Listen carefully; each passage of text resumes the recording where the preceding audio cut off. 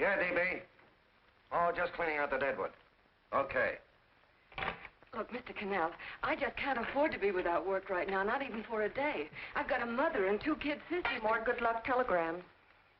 Well, you know how it is. I've just got to keep on working, see? Sorry, sister. I was sent down here to clean house. I told you I can't use your column anymore. It's lavender and no lace. Send those other people in. I'll tell you what I'll do. I get $30 a week. I'll take 25, 20 if necessary. I'll do anything you say. It isn't the money. We're after circulation. What we need is fireworks.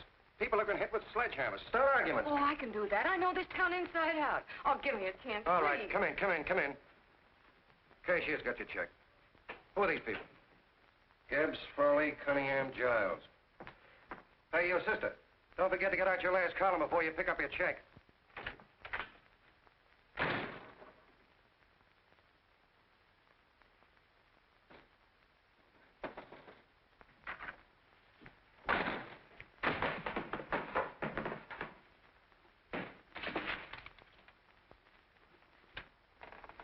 You're a couple of sticks shy in your column, man. Big rich slob like D.B. Norton buys a paper and 40 heads are chopped off. Did you get it, too? Yeah. You too? Oh, Joe. Oh, I'm sorry, darling. Why don't we tear the building down? Before you do, Ann, perhaps you'd better finish this column. Yeah, lavender and old lace. Wait, Joe. Wait. Wants fireworks, huh? Okay.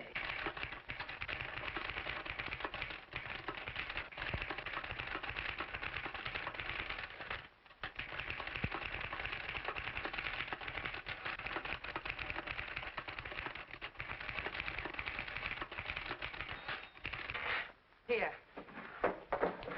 Below is a letter which reached my desk this morning. It's a commentary on what we laughingly call a civilized world. Dear Miss Mitchell, 4 years ago I was fired out of my job. Since then I haven't been able to get another one.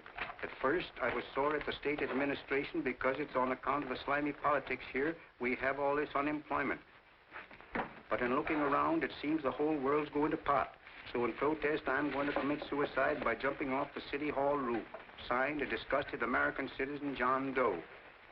Editor's note, if you ask this column, the wrong people are jumping off the roofs.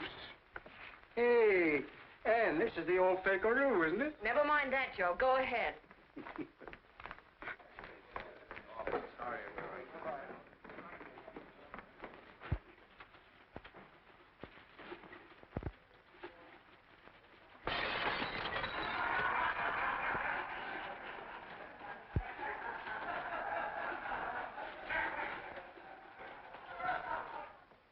And it's because of the slimy politics that we have all this unemployment here. There it is. That's D.B. Norton's opening attack on the governor. Why, Jim, it's just a letter sent into a column. No, I can smell it. That's Norton. Good morning, gentlemen. Good morning, Governor. Morning, Governor. You're rather early. Governor, did you happen to see this in the new bulletin? Yes. I had it served with my breakfast this morning. Jim thinks it's D.B. Norton at work. Of course it is. Oh, come, Jim. That little item, D.B. Norton does things in a much bigger way. This is his opening attack on you, Governor. Take my word for it. What did he buy a paper for? Why did he engage a high-pressure editor like Cannell for? He's in the oil business. I tell you, Governor, he's after your scalp. All right, Jim, all right. Don't burst a blood vessel. I'll look into it. You get me Spencer of the Daily Chronicle, please? Yes, I saw it, Governor. If you ask me, that's a phony letter. Why, that gag has got whiskers on it. Okay, I'll get the mayor and maybe the Chamber of Commerce to go after them. Get Mayor Lovett on the phone. Sorry, the mayor's busy on the other phone. Yes, I know, Mrs. Brewster. It's a terrible reflection on our city. I've had a dozen calls already. Spencer of the Chronicle. Hold him. Just a minute. Yes, Mrs. Brewster. I'm listening. I insist that this John Doe man be found and given a job at once. Now, if something isn't done about it, I'll call out the whole auxiliary. Yes, and the junior auxiliary, too. We'll hold a meeting and see that it is... Yes, Spencer? Oh, the governor?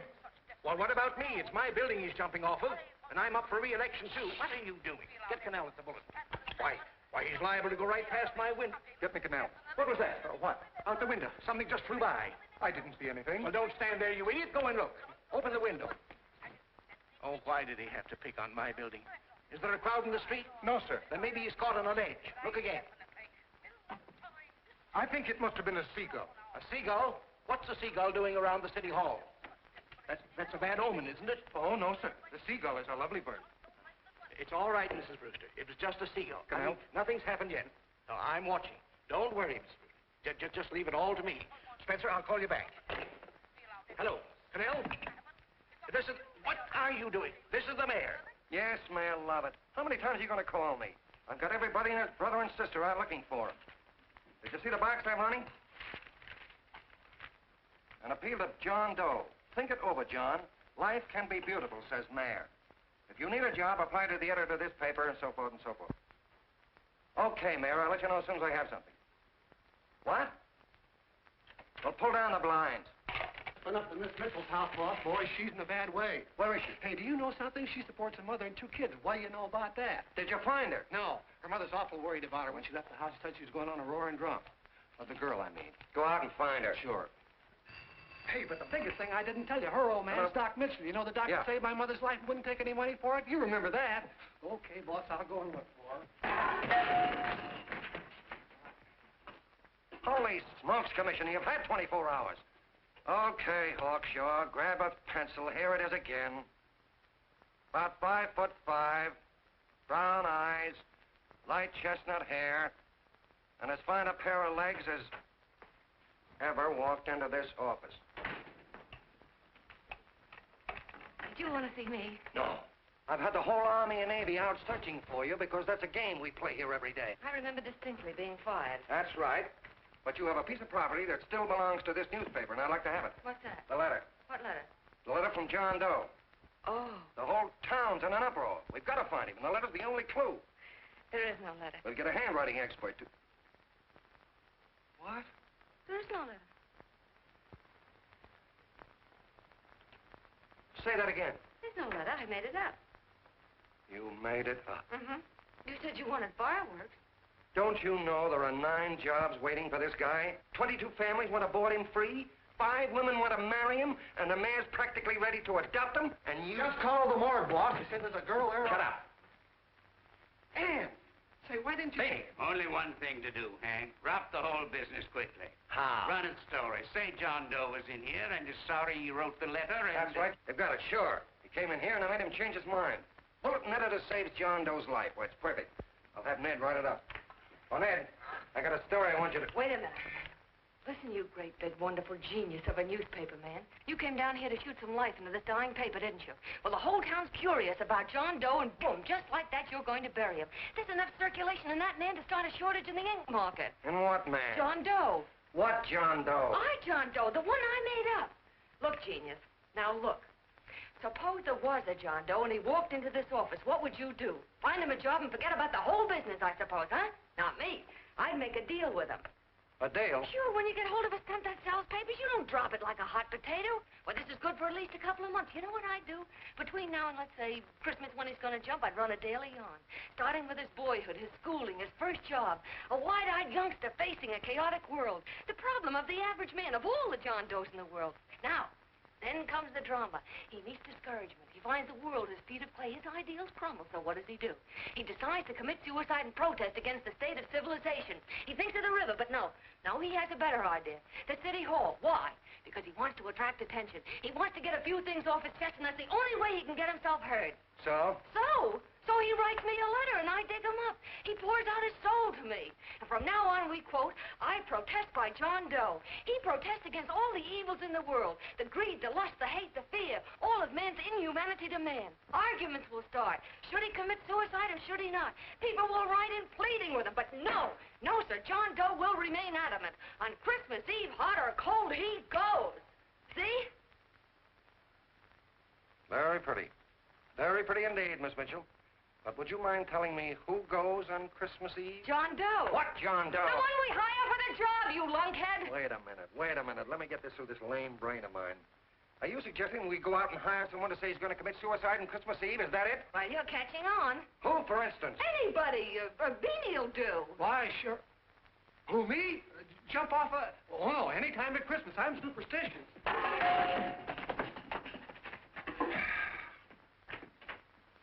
Miss Bishop, do me a favor. Will you go on out and get married and have a lot of babies, but Stay out of newspaper business. Better get that story in, Hank. It's getting late. You're supposed to be a smart guy. If it was raining $100 bills, you'd be out looking for a dime you lost someplace. Holy smokes, wasting my time listening to this mad woman. Look, Chief, look at the Chronicle. It's running on John Doe. They say it's a fake. Why, the no good that... John Doe story amateur journalism. It's palpably phony. It's a wonder anyone is taking it serious. What do you think of those guys? That's fine. That's fine. Now fall right into their laps. Go ahead. Say John Doe walked in and called the whole thing off. You know what that's going to sound like on top of this. That's all, Ned. Thank you. All right. Amateur journalism, huh? Why, that bunch of sophomores, I can teach them more about... Hey, boss, get a load of this. What? Look. What do they want? They all say they wrote the John Doe letter. Yeah, boss. Oh, they all wrote the letter. Tell them all to wait. Look, Mr. Cannell, one of those men is your John Doe. They're desperate and will do anything for a cup of coffee. Pick one out and you can make the Chronicle eat their words. I'm beginning to like this. If you ask me, Hank, you're playing around with dynamite. No. The gal's right. We can't let the Chronicle get the laugh on us. We've got to produce a John Doe now. Amateur journalism, huh? I'll show those guys. Sure, and there's no reason for them to find out the truth either, because naturally I won't say anything. Okay, sister, you get your job back. That's a bonus. What bonus? Or the bonus of $1,000 the Chronicle was going to pay me for this little document. You'll find it says, I, Ann Mitchell, hereby certify that the John Doe letter was created by me. I can read. Sorry. You think this is worth $1,000, do you? Oh, the Chronicle would consider it dirt cheap. Packs everything, including a gun. Okay, sister, you got yourself a deal. Now let's take a look at the candidates. The one we pick has got to be the typical average man. Typical American that can keep his mouth shut. Show me an American who can keep his mouth shut and I'll eat him. Okay, Beanie, bring him in one at a time.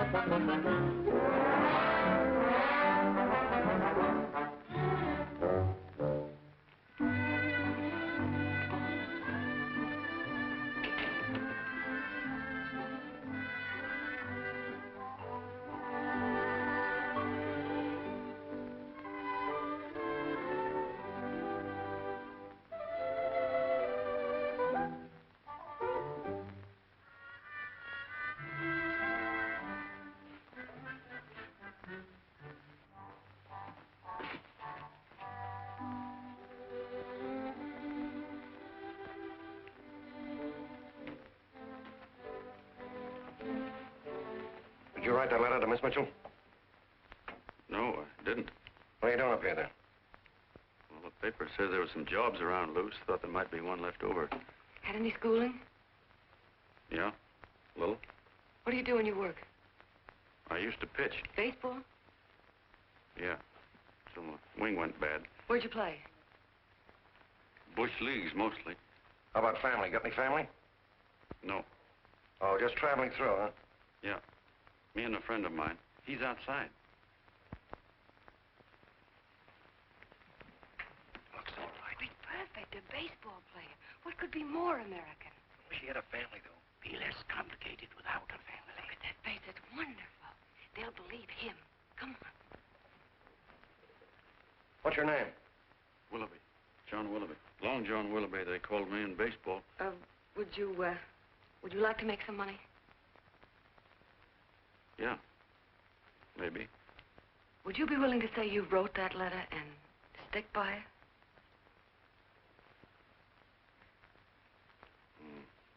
I get the idea. Yeah. Maybe. That's our man. He's made to order. I don't know. He don't seem like the kind of a guy that'd fall in line. When you're desperate for money, you do a lot of things, Mr. Cannell. He's our man, I tell you. He's fainted. Come on, Get some water, quickly. Hurry up, Pop.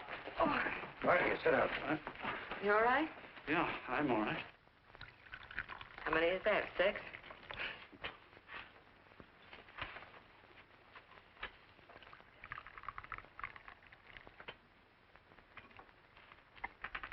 Pretty hungry, weren't you?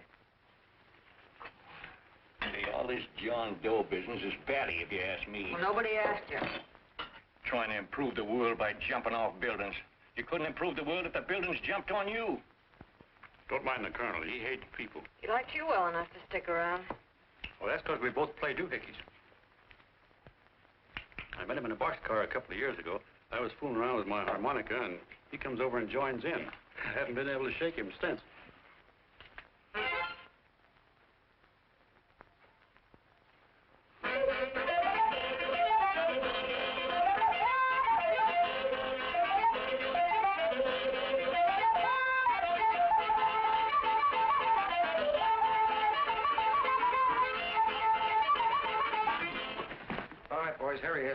No, you can't take pictures of him like that, eating a sandwich and with a beard. But he's going to jump off a building. Yes, but not because he's out of a job. That's not news. This man's going to jump as a matter of principle. Well, maybe you're right. We'll clean him up and put him in a hotel room under bodyguards. We'll make a mystery out of him. Did you speak to Mr. Norton? Thinks it's terrific. Says for us to go the limit. Wants us to build a bonfire under every big shot in the state. Oh, swell. Is that the contract? Yeah. What's he doing here? Friend of his. They play duets together. Duets? But can we trust him? Oh. I trust him. Oh, you trusted me. Well, that's fine. I suppose he trusts you, too. Oh, stop worrying. He's all right. Okay, but we don't want more than a couple of hundred people in on this thing. Now, the first thing I want is an exact copy of the John Doe letter in your own handwriting. I've got it already. Here.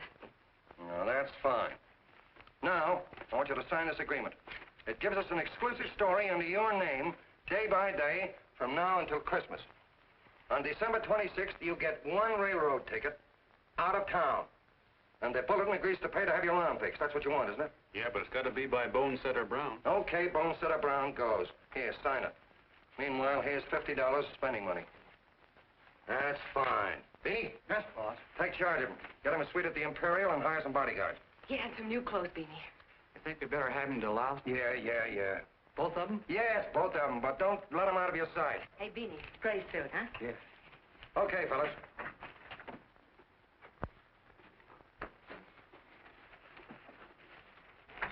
Take it easy, John Doe. And you start pounding that typewriter. Oh, boy, this is terrific. No responsibilities on our part, just statements from John Doe, and we can blast our heads off. Before you pop too many buttons, don't forget to make out that check for $1,000. Okay, fellas, now, let me see. You sit outside the door. Nobody comes in, see. You two fellas sit in here. Hey, pretty nifty, huh? You ain't gonna get me to stay here. Sure you are. No, sir. That spot under the bridge where we slept last night's good enough for me. Say, what'll I do with this baggage? Let's stick him in the bedroom. Give me mine. I ain't staying. You know, we were headed for the Columbia River country before all this John Doe business came up. You remember that, don't you? Sure, I remember. Say, your ears popped coming up in the elevator. Mine did. All along, John. I tell you, it's no good. You're gonna get used to a lot of stuff that's gonna wreck you. Why, that $50 in your pocket's beginning to show up on you already. And don't pull that on me, neither. Stop worrying, Colonel. I want to get my arm fixed out of this. Hey, here's some cigars the boss sent us. Have one. Hey, Help cigars. yourself. No.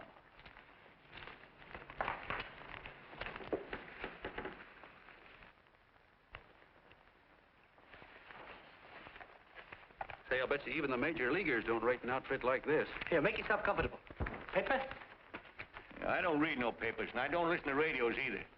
I know the world's been shaped by a drunken barber, and I don't have to read it. I've seen guys like you go under before. Guys that never had a worry. Then they got a hold of some dough and went goofy. The first thing that happens to a guy... Get a load of the bedroom. No. The first thing that happens to a guy like that, he starts wanting to go into restaurants and sit down at a table and eat salads and cupcakes and tea. Boy, what that kind of food does to your system.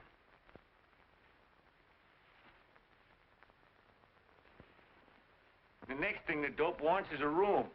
Yes, sir, a room with steam heat, and curtains and rugs, and before you know it, he's all softened up and he can't sleep unless he has a bed.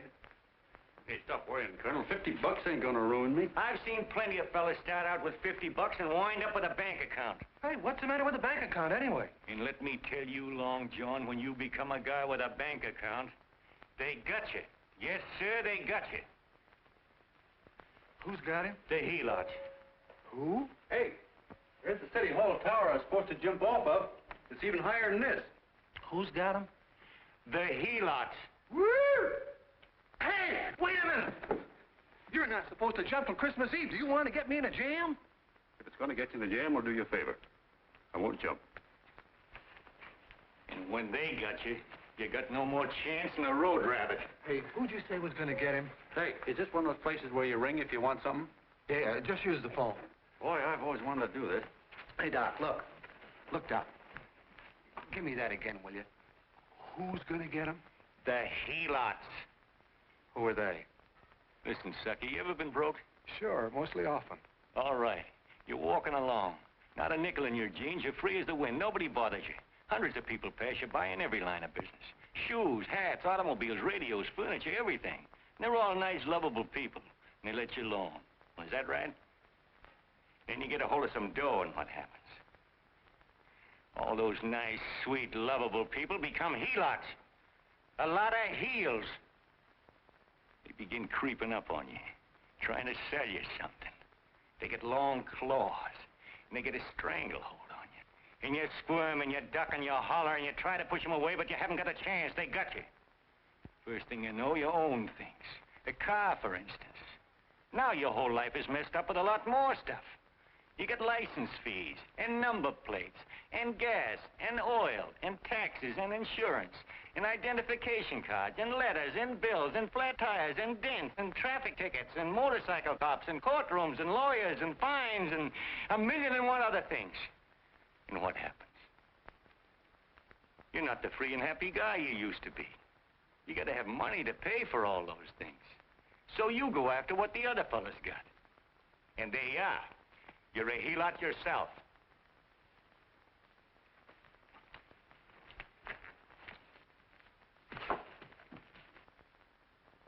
You win, Colonel. Here, take the 50. Go out and get rid of it. You bet I will, just as fast as I can. I'm gonna get some canned goods, a fishing rod, and the rest I'm gonna give away. Give away? Hey, get me a pitcher's glove. I got to get some practice. Say, he's giving it away. I'm gonna get me some of that. Hey, come back here, you helot.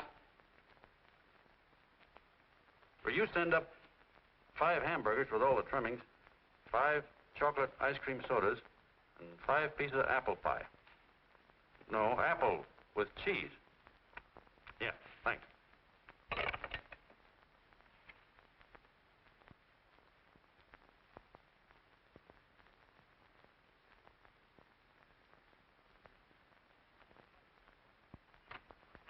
Hello there. Well, well. If it isn't the man about town. All set, Miss Ann. Hmm? Oh, yes. Let's go. Let's see, we want some action in these pictures. Action? Mm-hmm. That's good. No. This man's going to jump off a roof. Oh. Here, wait a minute. Let me comb your hair.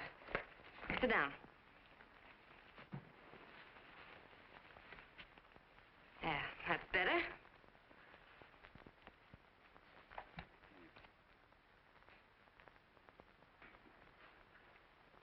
You know, he's got a nice face, hasn't he? Yeah, he's pretty. Yeah, sit down, quiet egghead. All right, now a serious expression. Can't. I'm feeling too good. Oh, come on now, this is serious. You're a man disgusted with all of civilization. With all of it? Yes, you're sore at the world. Come on now.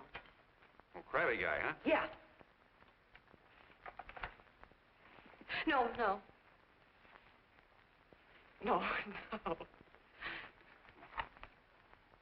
No, look.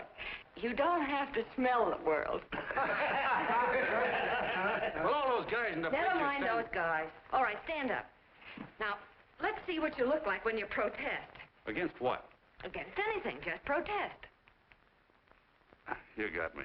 Oh, look, I'm the umpire, and you just cut the heart of the plate with your fast one, and I called it a ball. What would you do? Oh, you did, huh? Yeah. Why can't you call him right, you boneheaded... Grab it!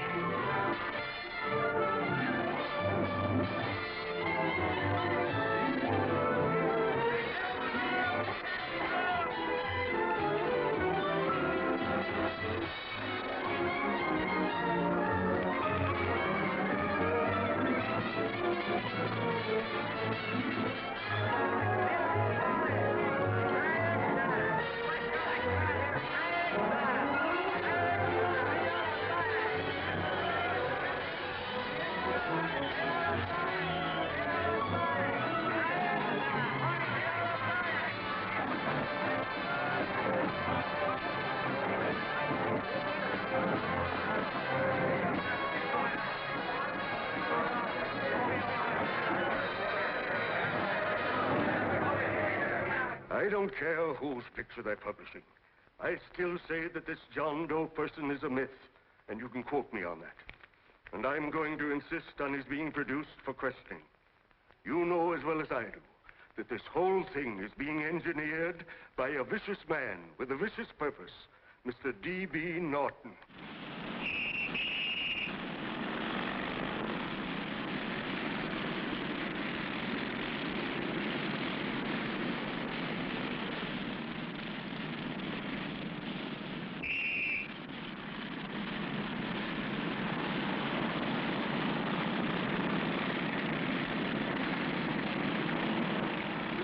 And Miss Mitchell are at the house, sir. Oh, they are? All right. Come on. Personally, I think it's just plain stupidity to drop it. Now, you should see a fan mail, thousands. Why, it's going over like a house afire. What are you afraid of, Canal? It's doubled our circulation. Yeah, but it's got everybody sore. Ads are being pulled. The governor's starting a libel suit. What's more, they all know John Doe's a phony, and they insist on seeing What about it? Let them see him. We'll go on one better. They can also hear him. You own a radio station, Mr. Norton. Why not put him on the air? Watch out for this damn DB. She'll drive you batty. Oh, Look, what? we can't let him get to this Bush League pitcher and start pumping him. Good night. Now, tell him what that screwball might do. I walked in yesterday. Here he is, standing on a table with a fishing pole. Fly casting. Take my advice and get him out of town before this thing explodes in our faces. If you do, Mr. Norton, you're just as much of a dumb cluck as he is. Excuse me. No, you got yourself a meal ticket and you hate to Sure, let it's go. a meal ticket for me, I admit it, but it's also a windfall for somebody like Mr. Norton who's trying to crash national politics. That's what you bought the newspaper for, isn't it? You want to reach a lot of people, don't you? Well, put John Doe in the air and you can reach 130 million of them. He can say anything he wants and they'll listen to him. All right, we'll forget the governor and the mayor and all the small fry like that. This can arouse national interest. If he made a hit around here, he can do it every place else in the country. And you'll be pulling the strings, Mr. Norton. Go down to the office and arrange for some radio time. But, DB, you're not I going want to it fall... as soon as possible. Okay. I just came in to get warm myself. Come on, let's go. Don't you go. I want to talk to you.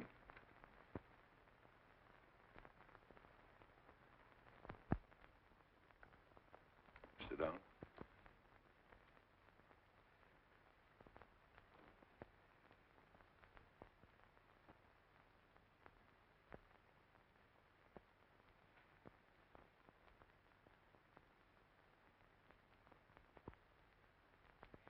Yeah, this John Doe idea was yours, huh? Yes, sir.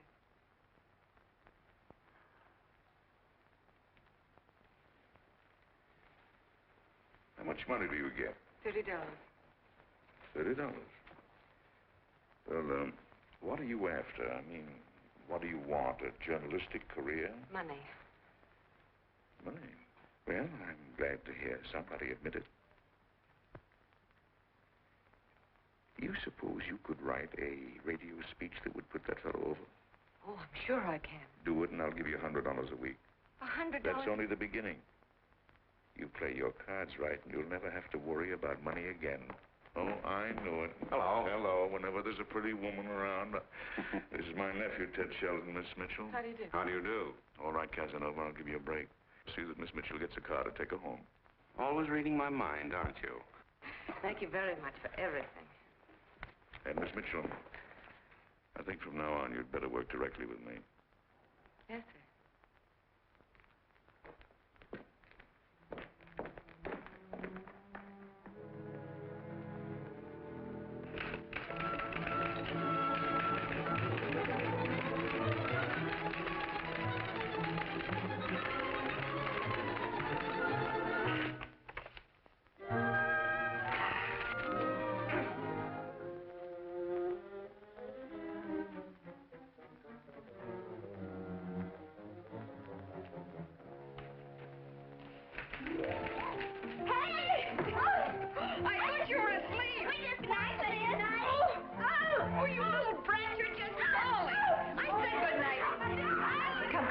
Children, it's past your bedtime.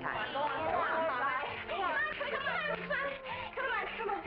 Now, scooch off Get there. this fork through me. I'm done. I'll never get this speech right. Oh, yes, you will, Ann, dear. You're very clever. Yeah, I know. What are you looking for? Your purse, I need $10. What for? I gave you 50 just the other day. Yes, I know, dear, but Mrs. Burke had her baby yesterday. 9 pounds. And there wasn't a thing in the house. And then the community chest lady came. And the 50's all gone, huh? Who's the 10 for? The Websters. The Websters. You remember those lovely people your father used to take care of. I thought I'd buy them some groceries. Oh, Anne, dear, it's a shame those... You're marvelous, Ma. You're just like Father used to be. Do you realize a couple of weeks ago we didn't have enough to eat ourselves? Well, yes, I know, dear, but these people are in such need. And we have plenty now. If you're thinking of that $1,000, forget it. It's practically all gone. We owed everybody in town. Now, you just got to stop giving all your money away. Oh, Anne, dear. Oh, I'm sorry, Ma. Oh, don't pay any attention to me. I guess I'm just upset about all this. Gee whiz, here I am with a great opportunity to get somewhere, to give us security for once in our lives, and I'm stuck. If I could put this over, your Mrs. Burke can have 6 babies. You mean this speech you're writing? Yeah, I don't know. I simply can't get it to gel. I created somebody who's going to give up his life for a principle. Hundreds of thousands of people are going to listen to him over the radio. And unless he says something that's, well, that's sensational, it's just no good. Well, honey, of course, I don't know what kind of a speech you're trying to write, but judging from the samples I've read, I don't think anybody will listen. What? Darling, there's so many complaining political speeches. People are tired of hearing nothing but doom and despair on the radio. If you're going to have him say anything, why don't you let him say something simple and real, something with hope in it? If your father were alive, he'd know what to say. Yeah. Father certainly would. Wait a minute.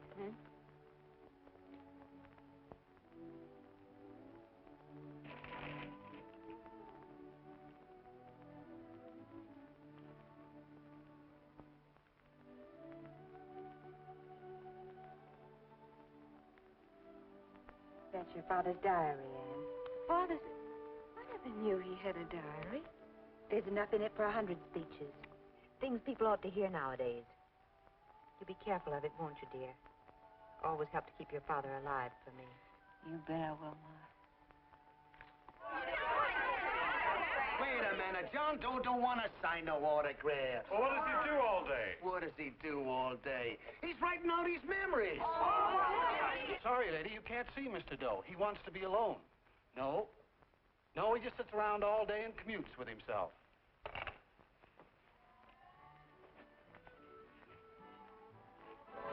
Oh!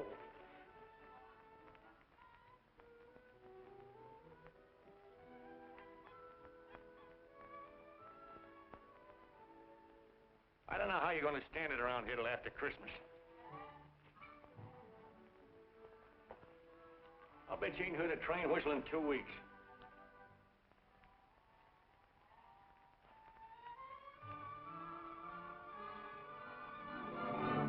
Steve, right!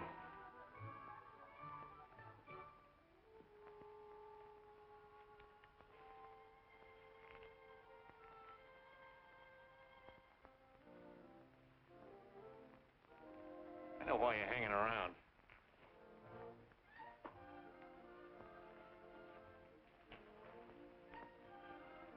You're stuck on the girl. That's all a guy needs is to get hooked up with a woman.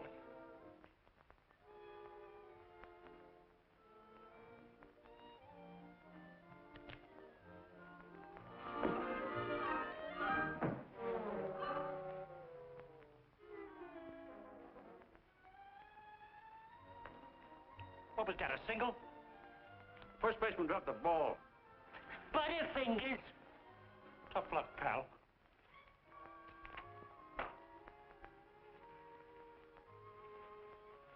Guy has a woman on his hands. First thing he knows, his life is balled up with a lot more things. Furniture.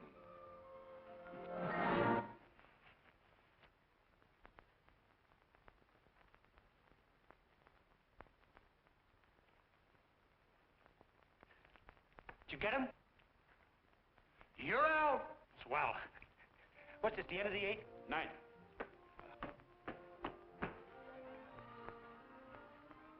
Hey, Beanie, there's a couple of mugs in the Chronicle snooping around out here. Huh. Come on, Angel Face. Gangway. What's the score, Angel Face? 3-2, off paper. Gee, that's great.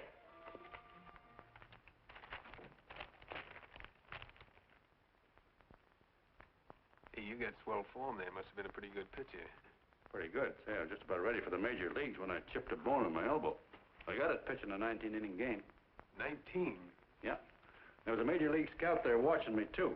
And he came down after a game with the contract. You know what? I couldn't lift my arm to sign it. I'll be okay, though, as soon as I get it fixed up. It's too bad. What do you mean, too bad? Huh? Oh, that you'll never be able to play again. What are you talking about? I just told you I was going to get... Well, you know how they are in baseball if a guy's mixed up in a racket. Racket? What do you mean? Well, I was just thinking about this John Doe business. Why, as soon as it comes out it's all a fake, you'll be washed up in baseball, won't you? Yeah. Doggone, I never thought about that.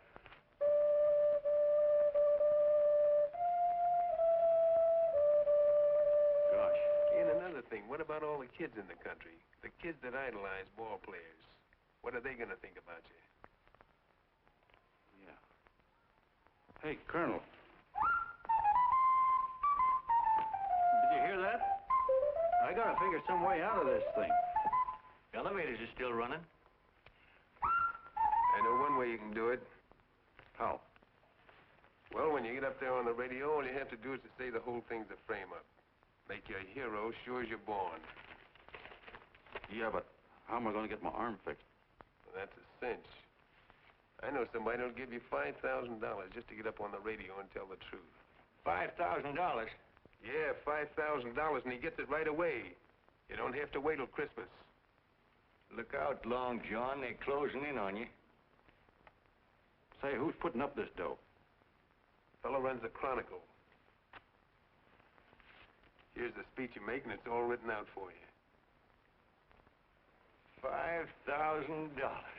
Holy mackerel, I can see the helots coming, the whole army of them. It's on the level.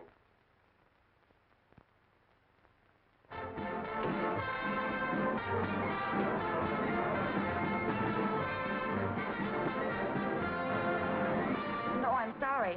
Tickets for the broadcast are all gone. Phone the bulletin. Sorry, no more tickets left.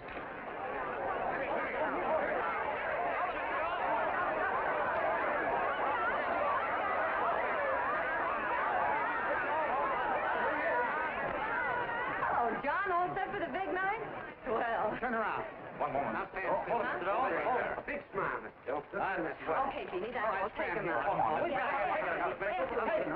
Now, look, John, here's the speech. It's in caps and double space. You won't have any trouble reading it. Not nervous, are you? No. Of course not. He wouldn't be. Who? John Doe, the one in there. Hey, don't let your knees rattle. It picks up on the mic. Oh, Jeannie, you needn't be nervous, John. All you have to remember is to be sincere. Pick up that phone, Miss Mitchell. It's for you. Okay. Hello? Yes, Mother. Oh, thank you, darling. Oh, there he is, the poor dear man. Oh, good luck to you, Mr. Doe. We want you to know that we're all for you. The girls all decided that you're not to jump off any roof at all. Oh, we'll stop it. You got the speech I gave you? Yeah. Now, look. I'll give this money to the colonel just as soon as you get started. We'll have a car waiting at the side entrance for you. Okay. How'd you get in here? Huh? Oh, I just came in to wish him Come luck. on, out.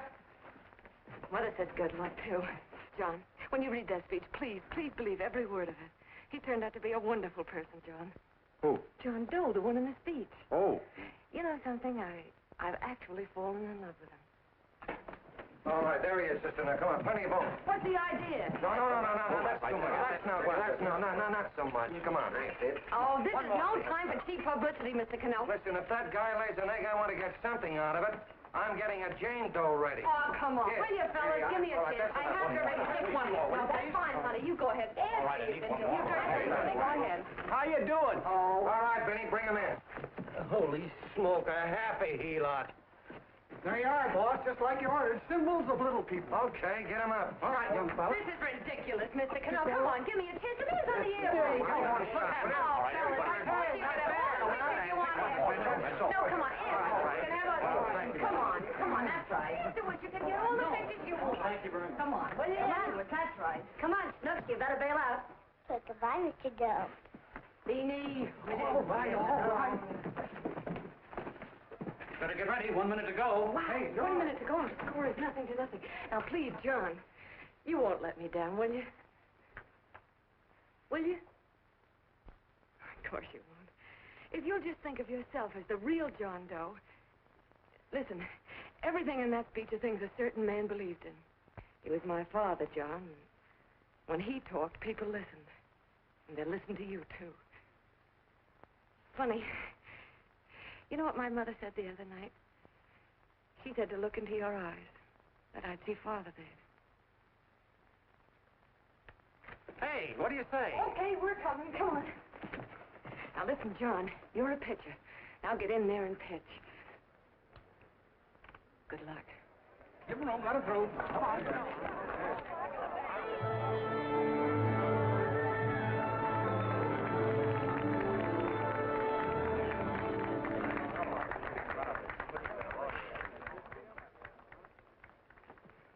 Hey, let's get out of here. There's the door right there. Hey, what are you doing here? That's what I'd like to know. Come on, out. Hey, he's a friend of mine. Never mind, let him alone. He's all right. I'll be right over there pulling for you. No, John, over here.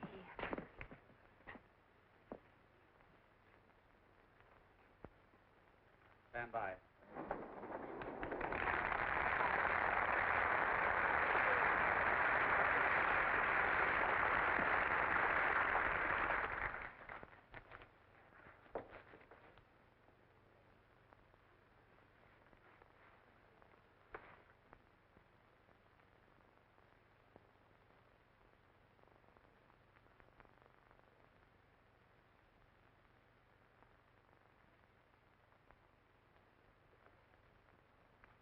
Phone the Chronicle. Tell them to start getting those extras out.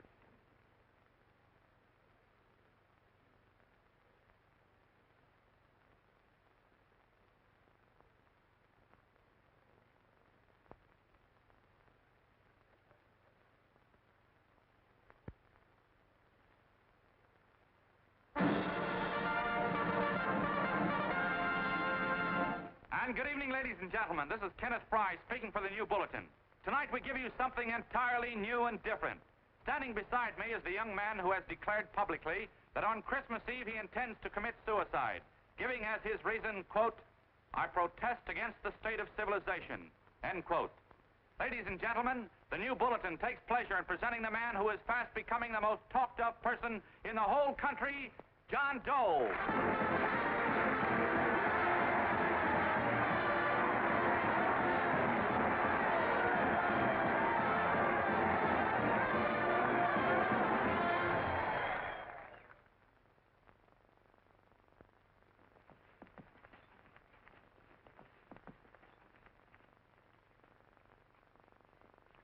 Ladies and gentlemen, I am the man you all know as John Doe. I took that name because it seems to describe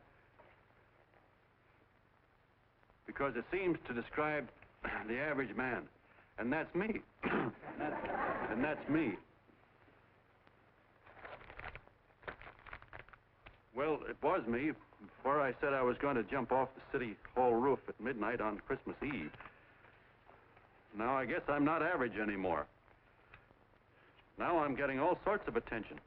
From big shots, too. We've been double-crossed. The mayor and the governor, for instance. They don't like those articles I've been writing. You're an imposter, young fellow. That's a pack of lies you're telling. Who wrote that speech for you?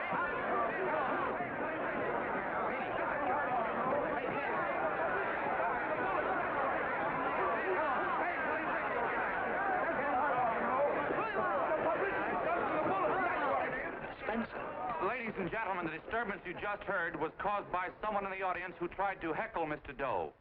The speech will continue.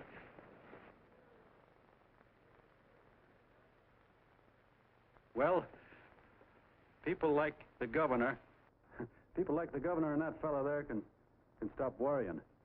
I'm not going to talk about them. I'm going to talk about us, the average guys, the John Does. If anybody should ask you what the average John Doe is like, you couldn't tell him because he's a million and one things. He's Mr. Big and Mr. Small. He's simple and he's wise. He's inherently honest, but he's got a streak of larceny in his heart. He seldom walks up to a public telephone without shoving his finger into the slot to see if somebody left a nickel there.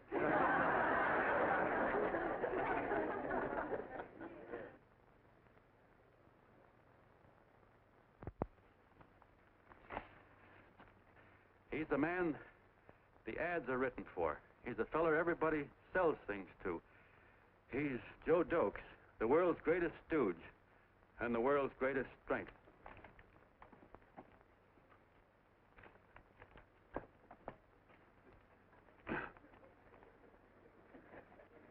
Yes, sir. Yes, sir, we're a great family, the John Does. We are the meek who are supposed to inherit the earth. You'll find us everywhere. We raise the crops, we dig the mines, work the factories, keep the books, fly the planes, and drive the buses. And when a cop yells, "Stand back there, you," he means us, the John Does. Well, what kind of a speech is that? Didn't you read it? We've existed since time began. We built the pyramids. We saw Christ crucified, pulled the oars for Roman emperors, sailed the boats for Columbus, retreated from Moscow with Napoleon, and froze with Washington at Valley Forge. Yes, sir. We've been in there dodging left hooks since before history began to walk. In our struggle for freedom, the canvas many a time, but we always bounce back because we're the people, and we're tough.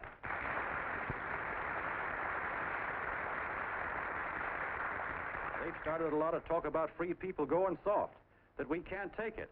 That's a lot of hooey. A free people can beat the world at anything, from war to tiddlywinks, if we all pull in the same direction.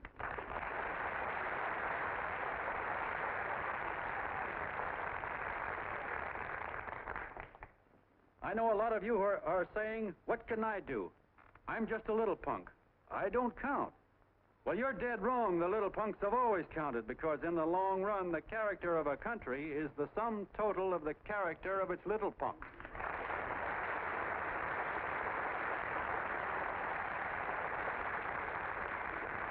But we've all got to get in there and pitch. We can't win the old ball game unless we have teamwork.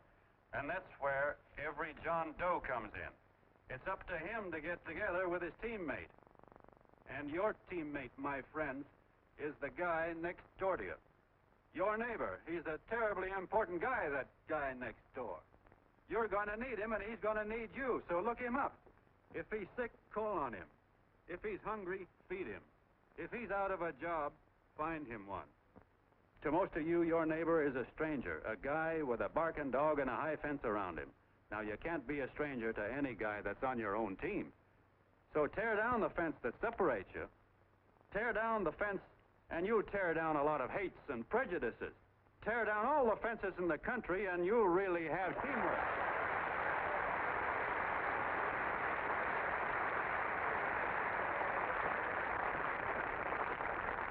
I know a lot of you are saying to yourselves, "He's asking for a miracle to happen. He's expecting people to change all of a sudden."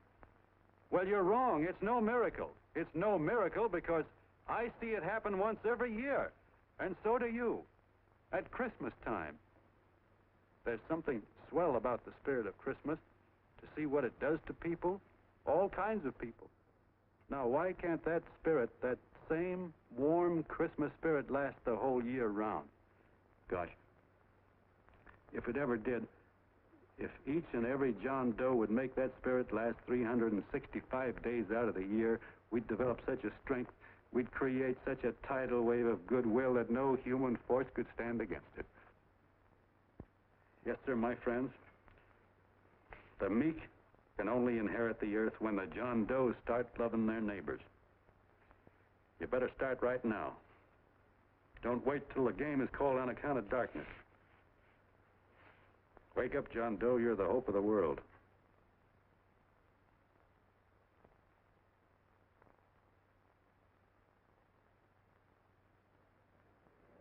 John, you go wonderful.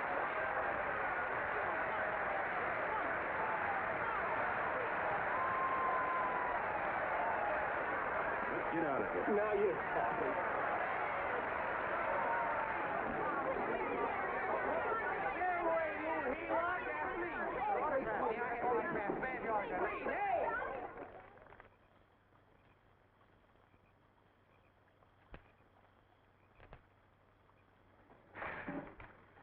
knew you'd wake up sooner or later.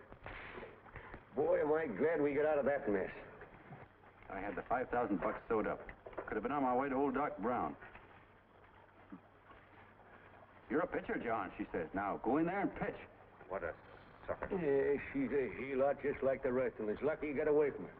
What was I doing up there making a speech anyway? Me, huh? Geez, the more I think about it, the more I could... Tear down all the fences. Why, if you tore one picket off of your neighbor's fence, he'd sue you. $5,000 had it right in my hand. What do you mean he ran away? We'll go after him, find him. That man is terrific.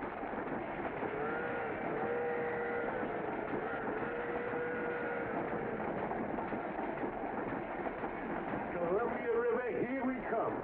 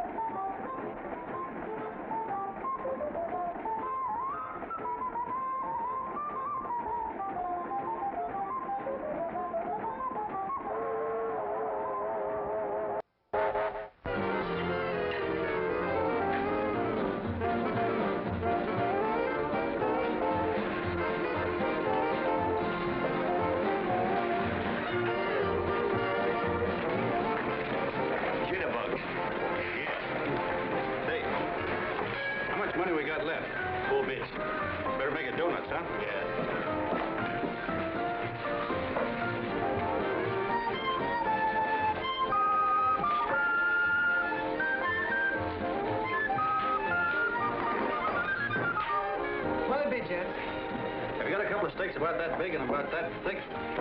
Yeah, with hash brown potatoes and tomatoes and apple pie and ice cream and coffee. And donuts, I know. Hey, Ma, Seekers, a fair. Seekers, a fair, coming up. Glad he took the tea out of there.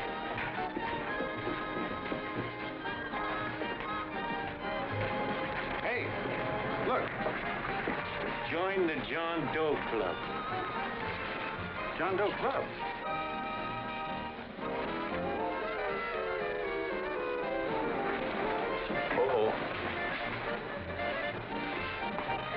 You John Doe? Who?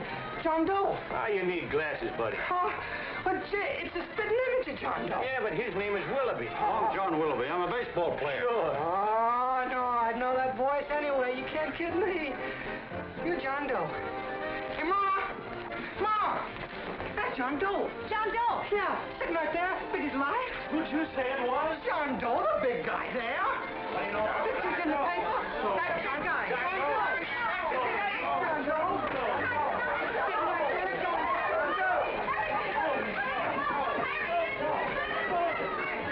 Hey, operator, Dan Fenrick. Look, call everybody in town. John Doe was just in my place. Yeah, he ordered donuts.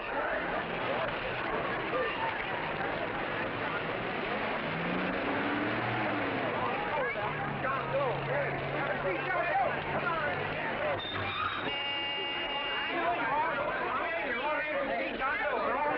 My office is packed like a sardine box. What does John Doe look like, Mr. Mayor? Oh, he's one of those great big outdoor type men. No, you can't see him. You didn't vote for me the last time. Shame on you. What are you doing there? Get off my front porch anyhow. Mr. Norton come yet? Oh, well, I wonder where he's at. What's keeping him? He should have been here 15 minutes ago. Oh, there he comes now. Now, everybody on your dignity. Don't do anything to disgrace us. A little town, but we got to show off.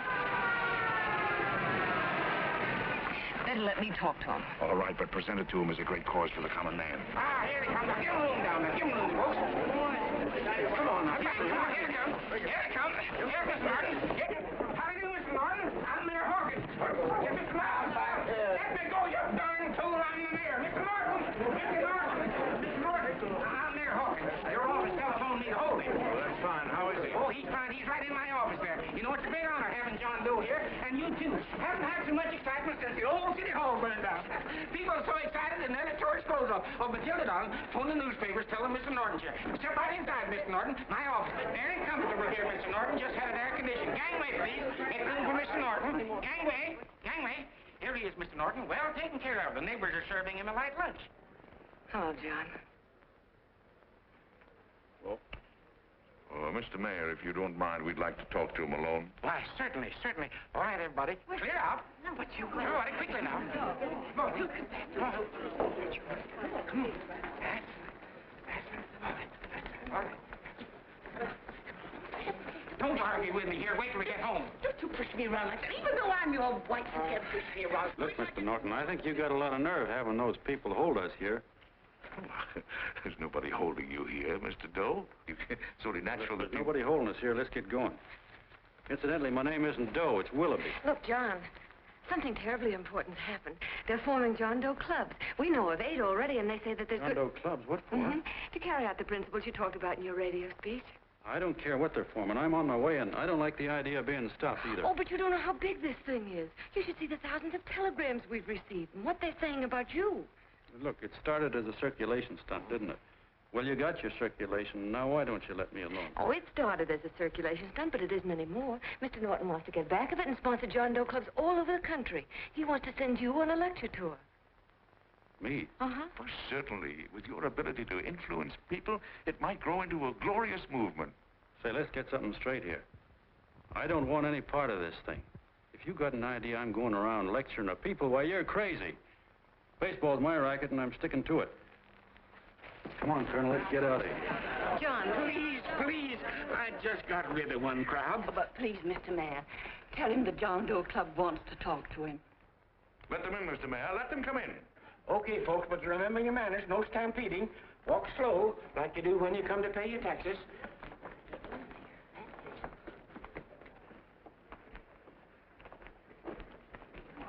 Okay. All right, give me a chance. come right in. My name's Bert Hanson, Mr. Doe. I'm the head soda jerker at Schwabacker's drugstore. Well, sir, you see, me and my wife, we heard your broadcast, and we got quite a bang out of it. Especially my wife. Kept me up half the night saying, that man's right, honey. The trouble with the world is nobody gives a hoot about his neighbor. That's why everybody in town's sore and cranky at each other. And I kept saying, well, that's fine, but how's a guy going to go around loving the kind of neighbors we got? Old Sourpuss, for instance. You see, Sourpuss Smithers is a guy who lives all alone next door to us. He's a cranky old man that runs a second-hand furniture store. We haven't spoken to him for years. I always figured he was an ornery old gent that hated the world because he was always slamming his garage door and playing the radio so loud he kept half the neighbors up. Well, anyway, the next morning I'm out watering the lawn and I look over and there's Sourpuss on the other side of the hedge straightening out a dent in his fender. And my wife yells to me out the window. She says, go on, speak to him, Bert. And I figured, well, heck, I can't lose anything, so I yelled over to him, good morning, Mr. Smithers. He went right on pounding his fender. Was I burned? So I turned around to give my wife a dirty look, and she said, louder, louder, he didn't hear you. So in a voice you could have heard in the next county, I yelled, good morning, Mr. Smithers. Well, sir, you could have knocked me over with a feather. Old Sourpuss turned around surprised-like, and he put on a big smile, came over and took my hand like an old lodge brother, and he said, good morning, Hanson. I've been wanting to talk to you for years, only I thought you didn't like me. And then he started chatting away like a happy little kid, and he got so excited his eyes all... Well, Mr. Doe, before we got through, I found out Smithers is a swell egg, only he's pretty deaf, and that accounts for all the noises. And he says it's a shame how little we know about our neighbors.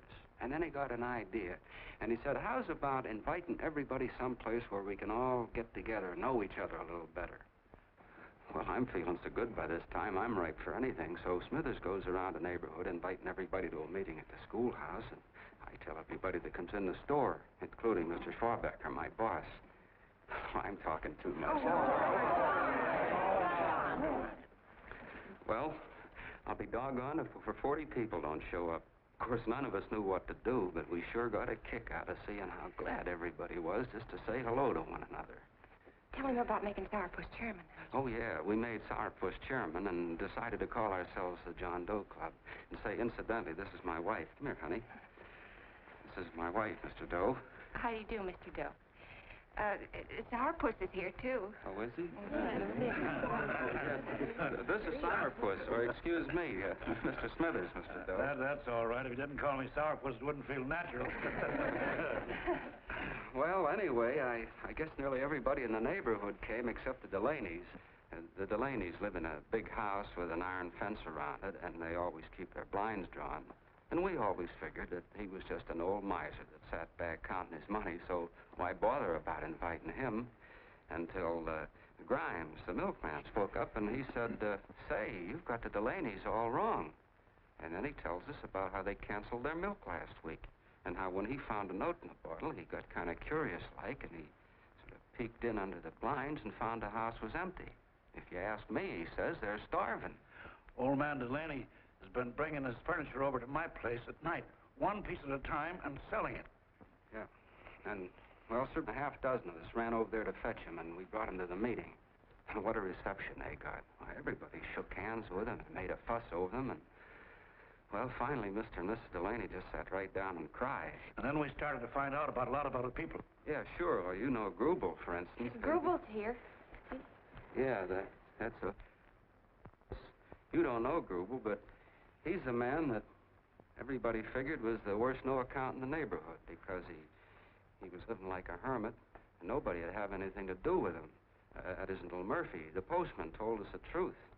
Why, Grubel, he says, he lives out of garbage cans because he won't take charity, because it'd ruin his self-respect, he says. Just like you said on the radio, Mr. Doe. Well, sir, about a dozen families got together and gave Grubel a job watering their lawns. Isn't that wonderful? And then we found jobs for 6 other people, and they've all gone off for leave. Yeah, and my boss, Mr. Schwabecker, made a job in his warehouse for old man Delaney. And he gave you that $5 raise. Yeah, wasn't that swell? Why, Bert, I feel slighted. I'd like to join, but nobody asked me. I'm sorry, Mayor, but we voted that no politician could join. Just the John Does of the neighborhood, because you know how politicians are. Well, the reason we wanted to tell you this, Mr. Doe, was to give you an idea of what you've started. And from where I'm sitting, I don't see any sense in you jumping off any building. No. Well, thank you for listening. Goodbye, Mr. Doe. You're a wonderful man. And it strikes me you can be mighty useful walking around for a while. Goodbye, Mr. Doe. Goodbye, Mr. Doe.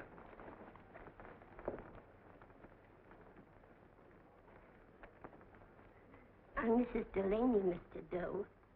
And God bless you, my boy.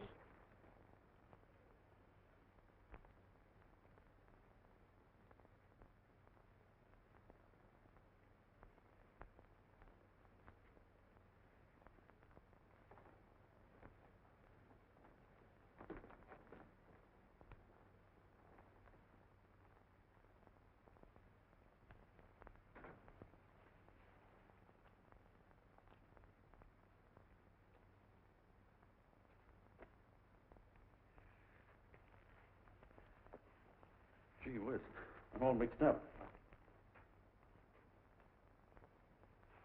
I don't get it. Look, all those swell people think I'm going to jump off a building or something. I never had any such idea. Gosh. The fellow'd have to be a mighty fine example himself to go around telling other people how to... Say, look, what happened the other night was on account of Miss Mitchell here. She wrote the stuff. Don't you see what a wonderful thing this can be? But we need you, John. You're hooked. I can see that right now. They got you. Well, I'm through. For 3 years, I've been trying to get you up to the Columbia River country. First it was your glass arm, then it was the radio, and now it's the John Doe clubs. Well, I ain't waiting another minute. Gangway, you helots! Hey, Colonel, wait a minute. I want you personally to go along with John Doe and Miss Mitchell and handle the press and the radio. Me? Yes, I don't want to take any chances. And Johnson. Yes, Stevie? Your crew will do the mop-up job. They'll follow John Doe into every town, see that the clubs are properly organized and the charters issued. Right.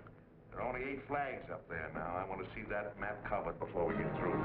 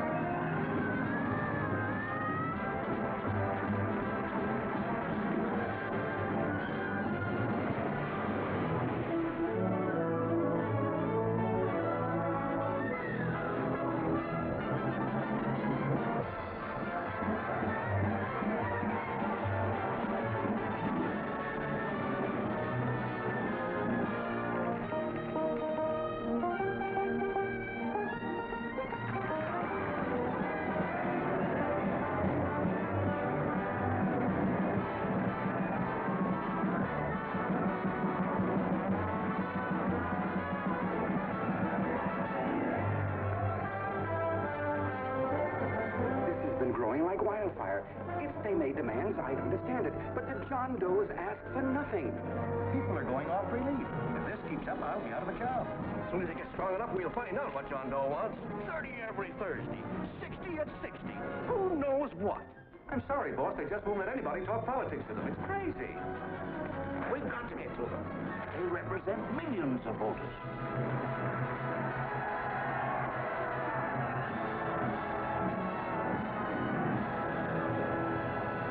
I tell you, ladies and gentlemen, this thing has been nothing short of a prairie fire. We've received so many applications for charters to the John Doe clubs, we haven't been able to take care of them. I'd hate to have that many pins stuck in me. This John Doe convention is a natural. It's going to put our city on the map. By over 2,400 John Doe clubs are sending delegates. Can you imagine that? You, Mr. Mayor, will be the official host. You will make the arrangements for decorating the city, parades, and a reception for John Doe when he gets home. And don't wear your high hat. No high hat? No high hat. And from you, Cannell, I want a special John Doe edition every day until the convention is over. And now, if you will, please step into the outer office and look your prettiest because there are photographers there to take pictures of this committee. Don't worry, D.B. Everything will be taken care of. Isn't it all too wonderful? Gather down here in a nice group and I'll get a nice picture of you. Oh, Mr. Mayor, would you step down in front row, please? You ladies get close to him. That's it. Well, I don't get it. Get what? Look, D.B., I'm supposed to know my way around. This John Doe movement has cost you a fortune. Now, this convention is going to cost plenty. Well? Well, I'm stuck with 2 and 2, and I'm a sucker if I can make 4 out of it. Where do you come in? I'll have the satisfaction of knowing that my money has been spent for a worthy cause. I see. I better stick to running the paper, huh? I think maybe you better have. And Cannell, I'd like to have the John Doe contract, all the receipts for the money we advanced him with the letter Miss Mitchell wrote, which I gave her $1,000. Yes, sure. Well, we leave for the airport. Half an hour. Is that Johnny boy's room? Better hustle him up. He'll be ready on time. He's packing. Ah, good. Did you see his picture on the cover of Time? Yeah. I gotta give you credit, Annie girl. I've handled a good many big promotions in my time. Everything from a World Fair to a channel swimmer. But this one has certainly got me spinning. And now a John Doe convention. Wow. Say, if you could only get him to jump off the City Hall roof on Christmas Eve, I'd guarantee you 500,000 people there. Charlie. Huh? What do you make of him? Oh, Johnny boy? Well, I don't know what angle you want, but I'll give it to you quick. Number 1, he's got great yokel appeal, but he's a nice guy. Number 2, he's beginning to believe he really wrote that original suicide letter that you made up. Number 3, he thinks that you're Joan of Arc or something. Yeah, I know. Number 4, well, you know what number 4 is. He's nuts about you. Yeah, it's running out of his ears. You left out number 5. We're all healed, me especially. Holy smoke. Come in.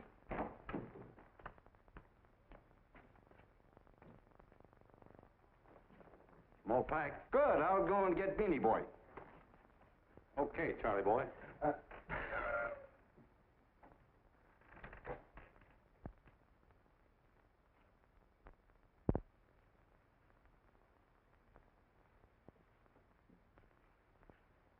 Can I help you pack?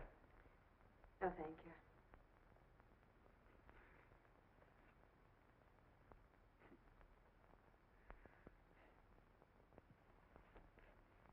You care if I sit down out here? No.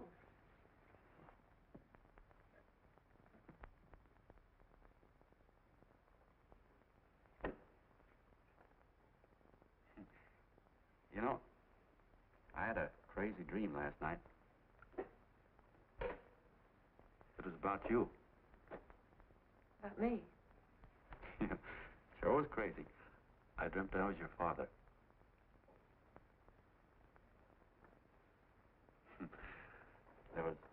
There was something I was trying to stop you from doing. So I got up out of bed, and I walked right through the wall here, right straight into your room. You know how dreams are. And there you were in bed. But you're a little girl, you know, about 10. And very pretty, too. So I shook you, and the moment you opened your eyes, you hopped out of bed and started running like the devil in your nightgown. You ran right out the window there, and you ran out over the tops of buildings and roofs and everything for miles. And I was chasing you. And all the time you were running, you kept growing bigger and bigger and bigger, and pretty soon you were as big as you are now, you know, grown up. And all the time I kept asking myself, what am I chasing her for? And I didn't know. Isn't that a hot one? Well, anyway, you ran into some place, and then I ran in after you, and when I got there, there you were, getting married.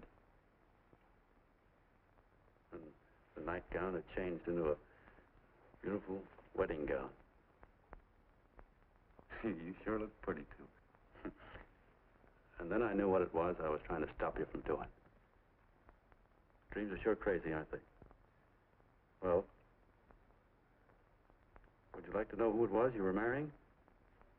Oh, a tall, handsome Eubangi, I suppose. No, not that bad. It was that fellow that sends you flowers every day. What's his name? Mr. Norton's nephew? Ed Sheldon. Yeah, that's the one. But here's the funniest part of it all. I was the fellow up there doing the marrying, you know, the justice of peace or something. You were? I thought you were chasing me. Well, yes, I was, but I was your father then, see? But the real me, John Doe, or that is, Long John Willoughby, I was the fellow up there with the book. You know what I mean? I guess so. Then what happened? Well, I took you across my knee and I started spanking you. That is, I didn't do it. I mean, I did do it, but it wasn't me, you see. I was your father then. Well, I held you across my knee and I said, Annie, I won't allow you to marry a man that's just rich or that has his secretary send you flowers. The man you marry has got to swim rivers for you. He's got to climb high mountains for you. He's got to slay dragons for you. He's got to perform wonderful deeds for you. Yes, sir. And all the time, the guy up there, you know, with the book, me, just stood there nodding his head. He said, go to it, Pop. Whack her one from me, because that's just the way I feel about it, too. So he said, come on down here and whack her yourself. So I came down, and I whacked you a good one, see? And he whacked you. And I whacked you another one, and we both started whacking you like... Well, if you're through whacking her, come on, let's get going. Okay, fellas, right in here. You go out the side entrance, there's a bunch of autograph seekers out front. We'll be down with the bags in a minute. Come on, don't make a government project out of this. Hi, Benny. When's our plane take off again? Couple of minutes. How many people do you think we've talked to already, outside the radio, I mean? Oh, I don't know. About 300,000. 300,000. What makes them do it, Ann? What makes them come and listen and get up their John Doe clubs the way they do? I've been trying to figure it out. Look, John, what we're handing them are platitudes. Things they've heard 1,000,000 times. Love thy neighbor, clouds have silver linings, turn the other cheek. It's just as... Yeah, I heard them 1,000,000 times, too, but... there you are. Maybe they're like me, just beginning to get an idea of what those things mean. You know, I never thought much about people before. They were always just somebody to fill up the bleachers. And the only time I worried about them is when they didn't come in to see me pitch. You know, lately I've been watching them when I talk to them. I could see something in their faces. I could feel that they were hungry for something. You know what I mean? Maybe that's why they came. Maybe they're just lonely and wanted somebody to say hello to. I know how they feel. I've been lonely and hungry for something practically all my life.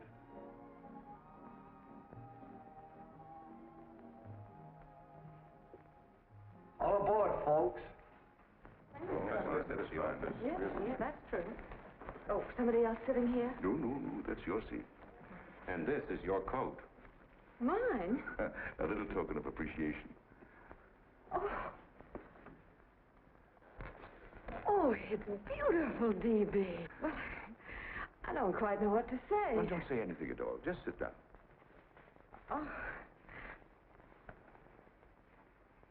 Go ahead, open it. Oh.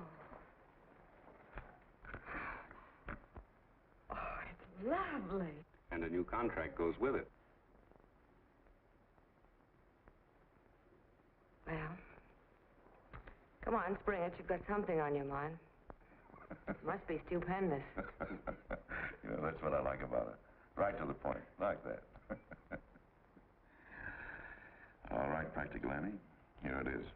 Tomorrow night, before a crowd of 15,000 people and talking over a nationwide radio hookup, John Doe will announce the formation of a third party. A third party? Yes, the John Doe Party. Devoted entirely to the interests of all the John Does all over the country, which practically means 90% of the voters. He will also announce the third party's candidate for the presidency. A man whom he personally recommends, a great humanitarian, the best friend the John Does have. Mr. D.B. Norton. Yes.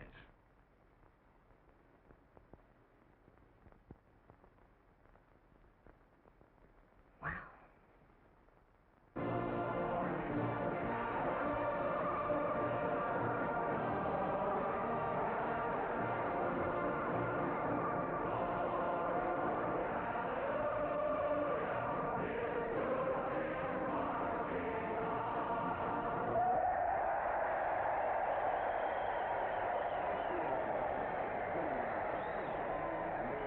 And although the opening of the convention is hours off, the delegates are already pouring into the ballpark by the droves, with lunch baskets, banners, and petitions asking John Doe not to jump off any roof. But no matter how you look at it, it's still a phenomenal movement.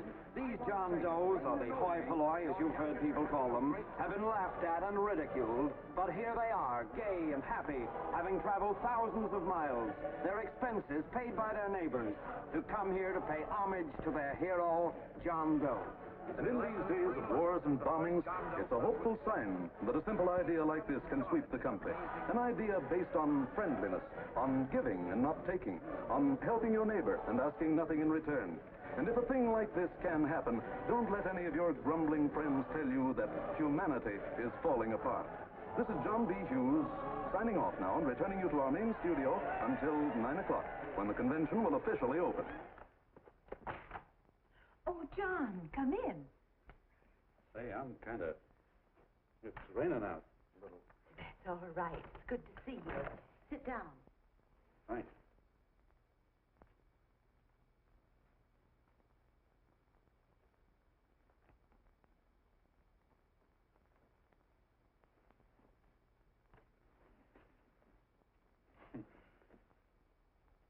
It's for Anne. Oh, how nice. Thank you very much. Flowers. I'm terribly sorry she isn't here. She isn't? No, she just left. I'm surprised you didn't run into her. She went over to Mr. Norton's house. Oh. Did you want to see her about something important? Yeah. Well, no, it'll wait. Say, he's a nice man, isn't he? Mr. Norton, I mean. He's done an awful lot for the...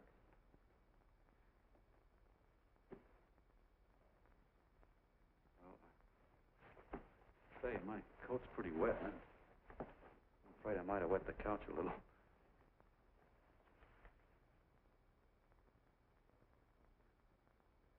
Well, I guess I'll see her at the convention later. Yes, of course. I'll see that she gets the flowers.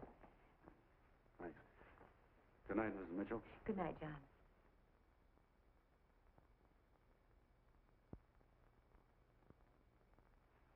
Say, Miss Mitchell, I'm kind of glad Anne isn't here. See, I came over here hoping to see her alone, and kind of hoping I wouldn't, too, you know what I mean?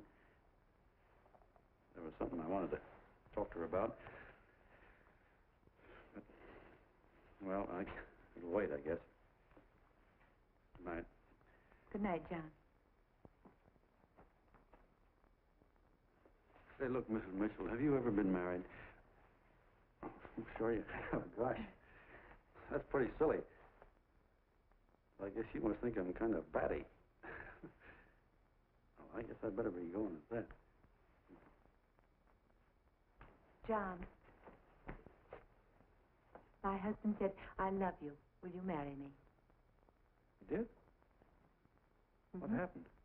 I married him. Yeah, that's what I mean, see? It was easy as all that, huh? Yeah, but look, Mrs. Mitchell. You know, I love Anne, and it's going to be awfully hard for me to say it. Because, well, you know, she's so wonderful. And, well, the best I ever was a Bush League pitcher. And, you know, I think she's in love with another man. The one she made up. You know, the real John Doe. Well, that's pretty tough competition. I bet you he'd know how to say it all right. With me, I get up to it and around it and in back of it, but I never get right to it. You know what I mean? So the only chance I've got is, well, if somebody could kind of give her a warning, sort of prepare her for the shock. You mean you'd like me to do it? Hmm? Well, I was thinking that, yeah, you know, sort of break the ice. Of course I will, John.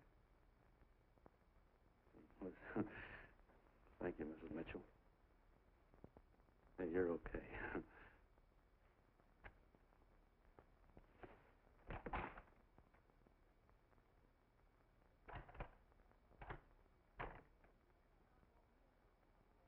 This John Doe meeting is going to be one of the biggest things that ever happened. Why, they're coming from all over. Trains, boxcars, wagons. Look out! Hello, bodyguard. Hey, had your dinner yet? Not yet. Oh, that's all right. Look, no, go ahead and have your dinner. Wait a minute, John.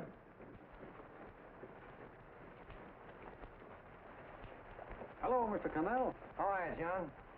John, I want to have a little talk with you. What's the matter? Are you falling? Come here. Hey, boss. Oh, quiet. Say, tell me something. Did you read the speech you're going to make tonight? No, I never read the speeches before I make them. I get more of a kick out of it that way. That's just exactly what I thought. Beanie, go on down to the office, tell Papa to give you the speech. There's a copy on my desk. Gee whiz, boss, you know Mr. Norton told me not to leave him, not even for a minute. Go on. We'll be at Jim's bar up the street. You're a nice guy, John. I like you. You're gentle. I always like gentle people. Me, I'm hard. Hard and tough. I got a use for hard people. Gotta be gentle to suit me. Like you, for instance.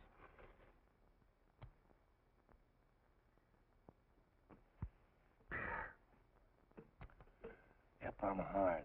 But you want to know something? I've got a weakness. I guess that, would you? I have. Want to know this?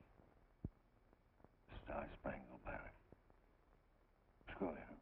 Well, maybe it is, but play the Star-Spangled Banner. I'm a sucker for it. Always gets me right here. Know what I mean?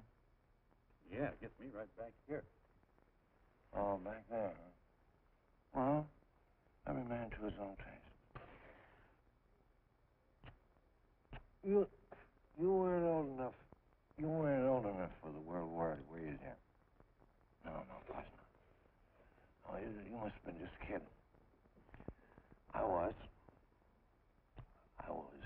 just ripe and raring to go. You know what my old man did when I joined up?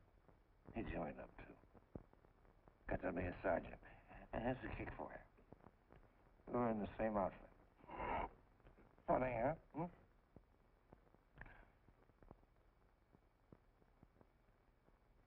He was killed, John. I saw him get it. I was right there, and I saw it with my own eyes.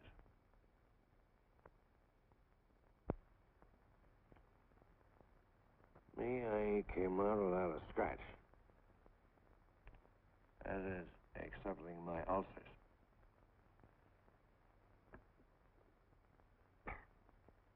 We should be drinking milk, you know. This stuff is poison. Hey, Tubby. Yes, Mr. Connell? What do you say, huh? All right. Yep, I'm a sucker for this country. I'm a sucker for the Star-Spangled Banner, and I'm a sucker for this country. I like what we got here. I like it. A guy can say what he wants and do what he wants without having a bayonet shoved through his belly. And that's all right. Butcher. Yeah. We don't want anybody coming around changing it, do we? No, sir. When they do, I get mad. I get boiling mad. Right now, John, I'm sizzling. I get mad for a lot of other guys besides myself. I get mad for a guy named Washington, and a guy named Jefferson, and Lincoln. Lighthouses, John. Lighthouses in a foggy world. You know what I mean? Yeah, you bet. Listen, pal. This fifth column stuff is pretty rotten, isn't it? Yeah, it certainly is. And you'd feel like an awful sucker if you found yourself marching right in the middle of it, wouldn't you? You. Of course, you would have known it because you're gentle. But that's what you're doing. You're mixed up with a skunk, my boy. A no-good, dangerous skunk. So you're not talking about Mr. Norton, are you? I'm not talking about his grandfather's pet poodle. You must be wrong, Mr. Cannell. He's been marvelous about the John Doe clubs. Yeah? Say, you're as sold on this John Doe ad, aren't you? Sure. Sure. I don't blame you. So am I. It's a beautiful miracle. A miracle that can only happen right here in the good old USA. And I think it's terrific. What do you think of that? Me, hard-boiled Cannell, and I think it's plenty terrific. All right.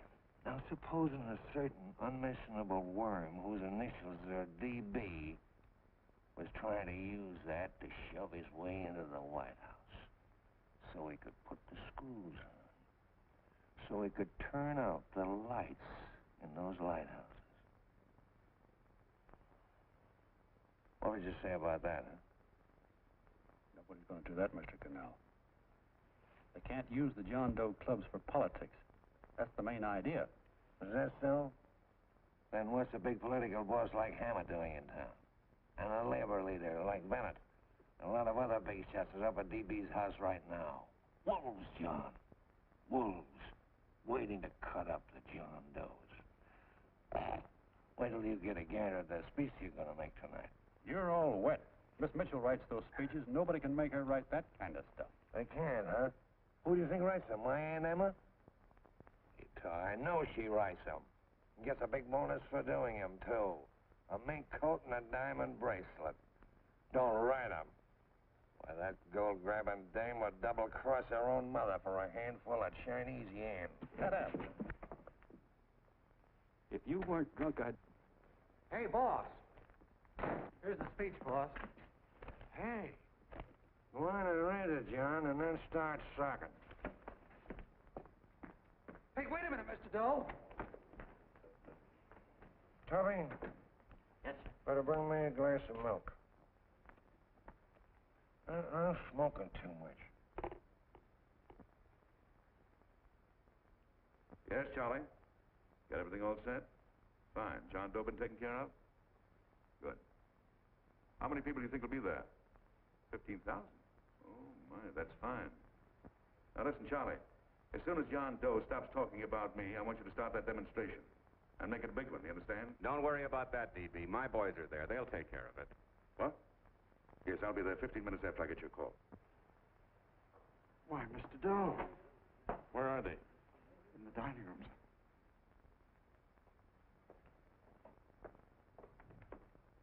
Now, gentlemen, I think we're about ready to throw that great big bombshell. Yeah, well, it's about time.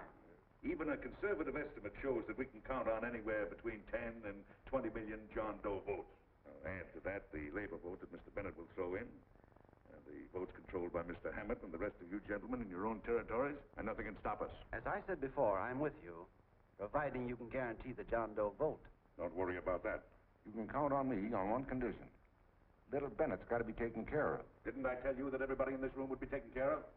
My agreement with you gentlemen stands. I'm with you, DB, but I still think it's a very daring thing we're attempting. These are daring times, Mr. Barrington. We're coming to a new order of things. There's too much talk been going on in this country. Too many concessions have been made. What the American people need is an iron hand. That's right. That's true. You're quite right, D.B. Discipline. Right. And now, may I offer a little toast to Miss Ann Mitchell, the brilliant and beautiful lady who is responsible for all this. Miss Mitchell.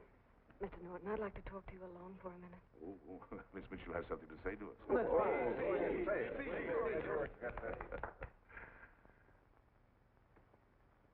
Hello?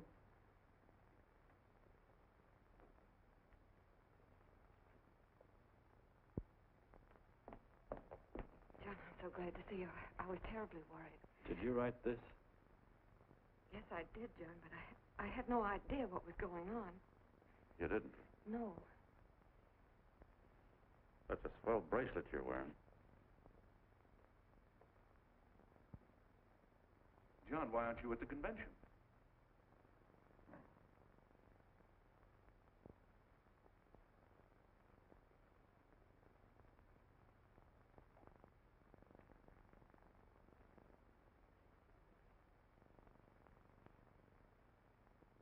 Is there anything wrong?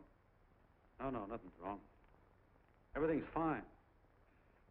So there's going to be a new order of things, huh? Everybody's going to cut himself a nice fat slice of the John Does, eh?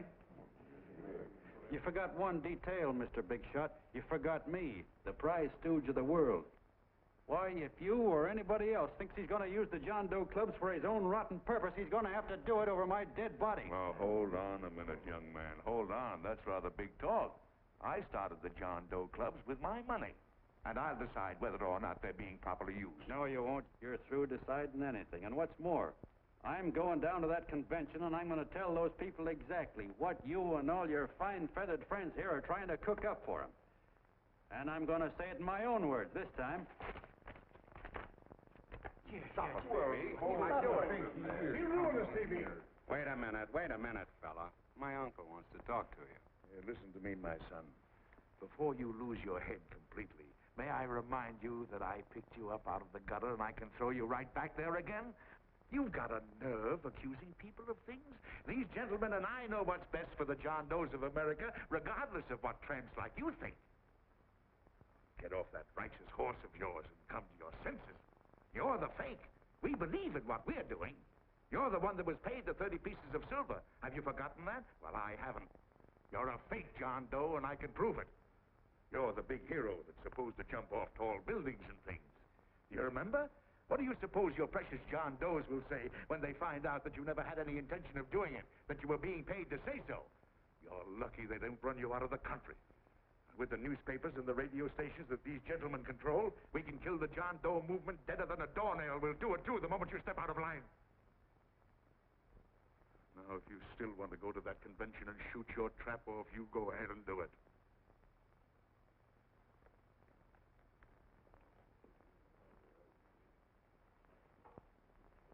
You mean to tell me you'd try to kill the John Doe movement if you can't use it to get what you want? You bet your bottom dollar we would.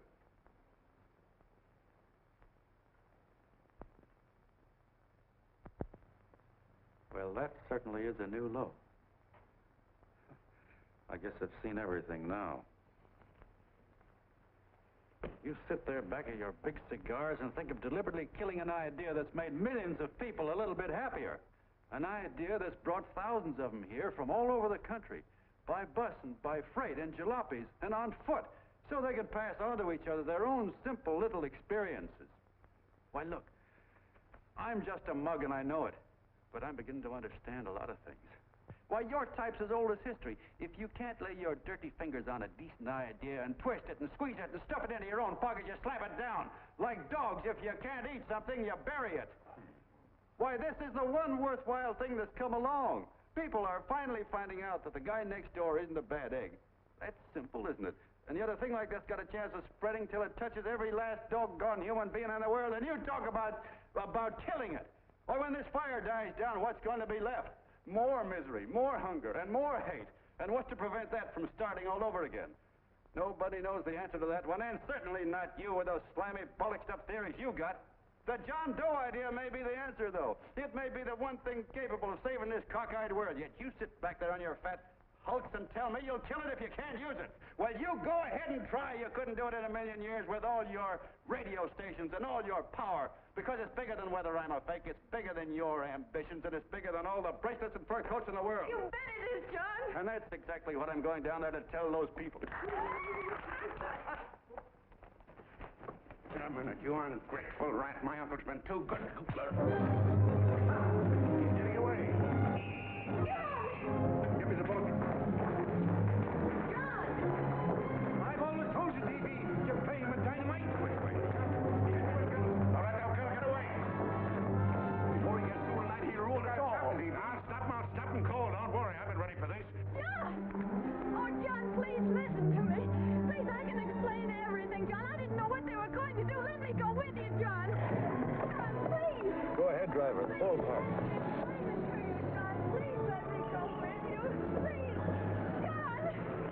Mr. Martin wants to see you. Listen to me, my love. You do as I say. I want them both arrested. You tell the police department to pick up Canal. I've got the girl here. I've got the bullet. I don't care what you charge him with. If you're worried, let him go in the morning, but keep him in jail overnight. Hello, Bulletin. Put wire on.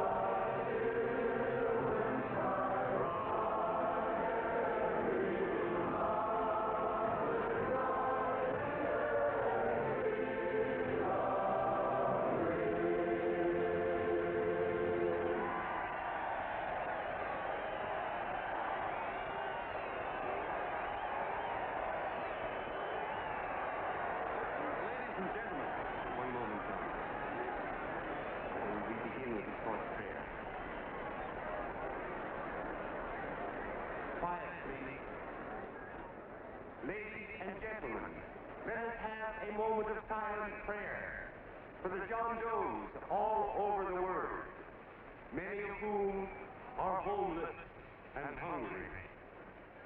Rise, please. Everybody rise.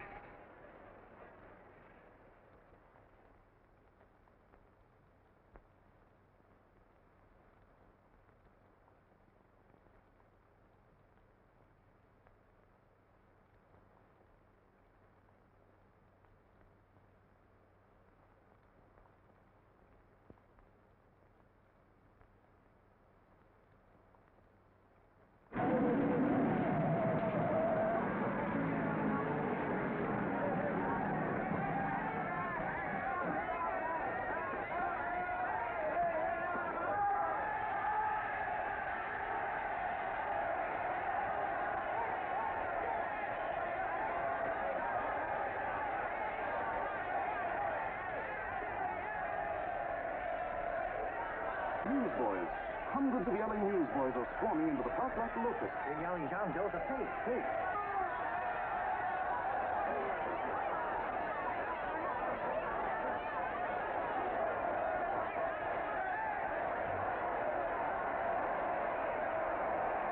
Federal investigation urged by Chamber of Commerce. How could he be a fake? It must be some kind of a gag. A what? A gag. A gag.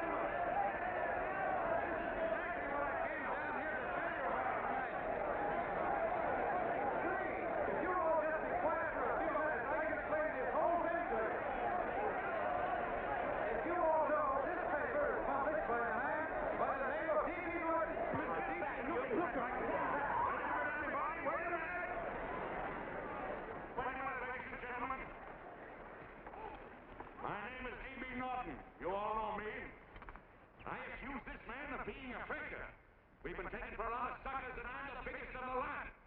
I spend a fortune backing this man in what I believe to be a sincere and worthy cause, just as you all did. And now I find out it's nothing but a cheap racket cooked up by him and two of my employees for the sole purpose of collecting dues from John Does all over the country. That's a lie. It's not a lie. Nickels and dimes to stuff into their own pockets. You can read all about it in the newspapers there. That's a lie. Listen, This man had no intention of jumping off the top of a building. He was paid to say so. Do you deny that? That's got nothing to do with it. Were you paid for it or weren't you? Yes, I was paid, but there And what about the suicide note? You didn't write that either. What difference did you write it or didn't you? No, I didn't write it. Now, you bet your life you didn't. You look in your papers, ladies and gentlemen, and you'll find Miss Mitchell's fine confession that she was the one who wrote it. Listen, folks, it's a fact that I didn't write the letter. There you see, he admits that you're a fake John Doe. For what you have done to all these good people, they ought to run you out of the country. And I hope they do it.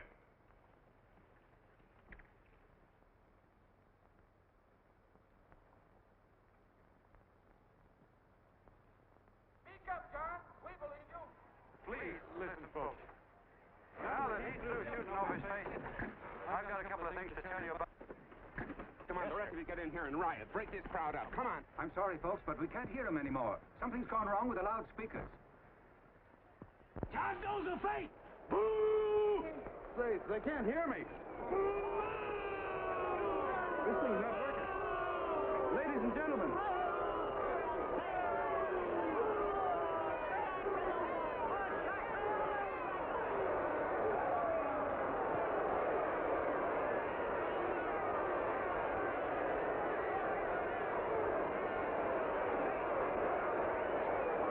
This thing's bigger than whether I'm a fake. Look, Crick, you believe me, don't you? Sure, I believe you. Walking my legs off, digging up 5,000 signatures for a phony. Well, there you are, Mr. Doe. 5,000 names asking you not to jump off any roof. It makes no difference, Bert. The idea's still good. We don't have to give up our club. Yeah, well, you can have it. They're starting to throw things. Somebody's going to get hurt. I'm afraid it'll be John Doe. Listen to that mob. I've got to go. All right, lady. Hey, let go. Let me go. I want to go. Oh, please.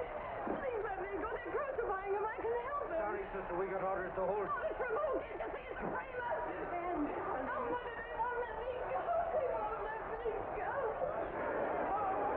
Listen, folks. You gotta listen to me, everybody. Back to the jungle, you hobo! Just another racket! Stick to your club. We've been fed baloney so long, we're getting used to it.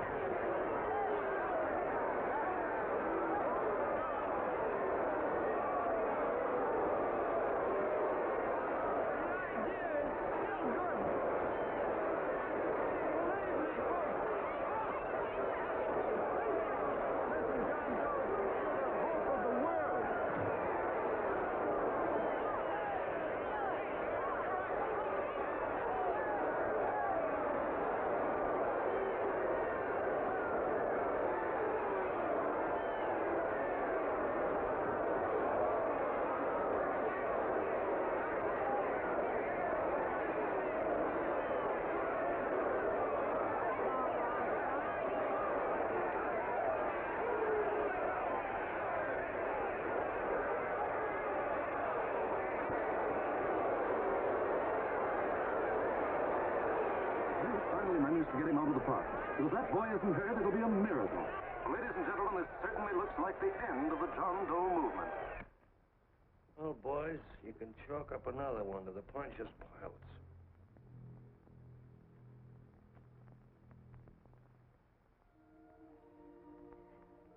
I should have been there. I could have helped him. He was so all alone. A lot of us going to be mighty ashamed of ourselves after tonight. We certainly didn't give that man much of a chance.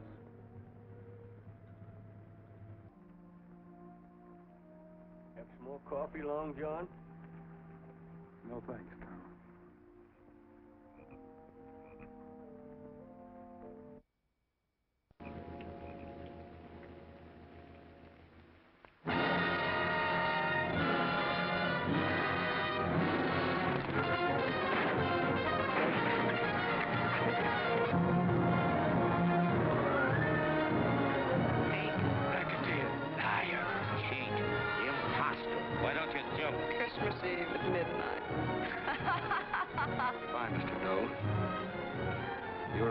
wonderful man. And God bless you, my boy.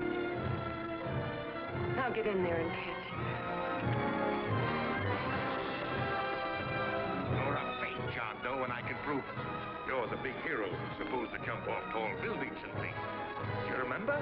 What do you suppose your precious John Does will say when they find out that you never had any intention of doing it, that you were being paid to say so? Christmas Eve at midnight.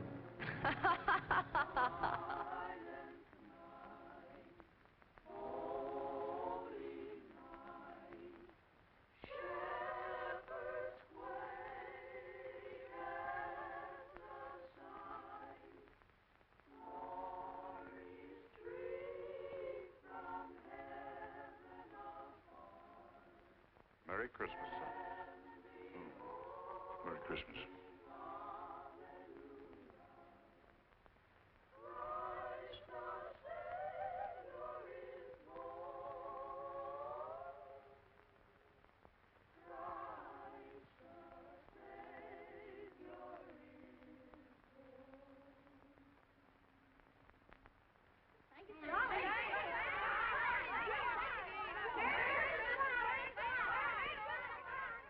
Who?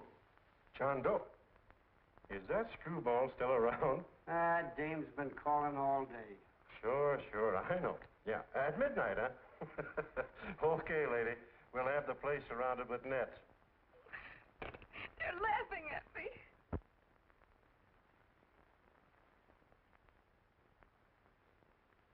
You're a sick girl, Anne. You better take it easy. Whom are you calling now? You called that number not 10 minutes ago. Hello, Mr. Canal. Have you seen him yet? Now listen, Ann, he can't possibly get in without our seeing him. I'm watching the side door and the colonel's out front, so stop worrying. Oh. Thank you.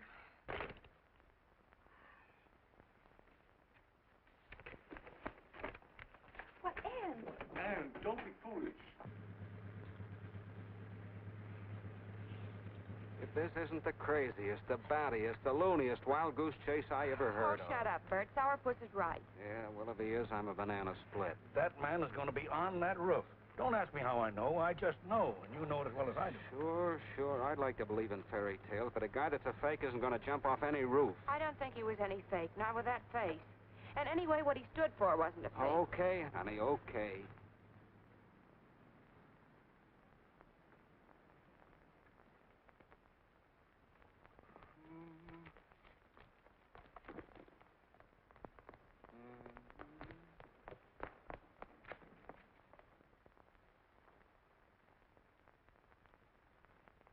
Elevators ain't running.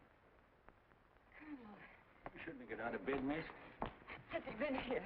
No. Have you seen him? I ain't seen him for a week. Where's Canal? He's watching near the door. Oh, gee, you're swell.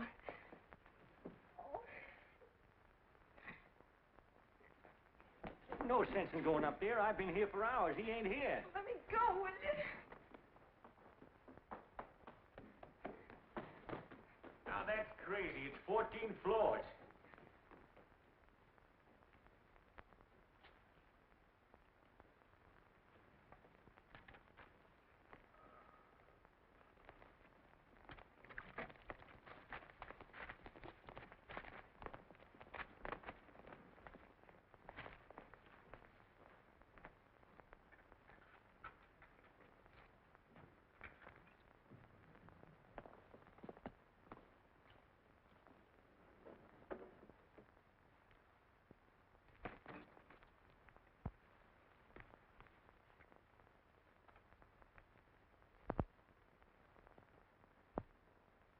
As far as the elevator goes, we got to walk up to the tower.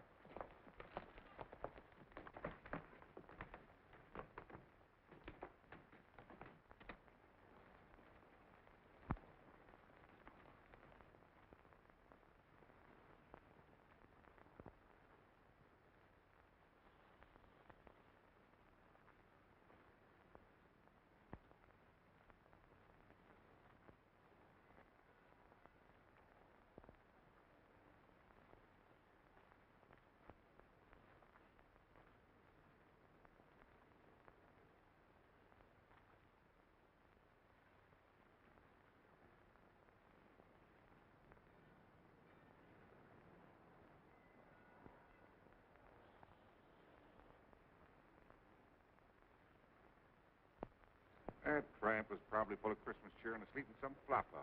Let's go. I've got to decorate my tree.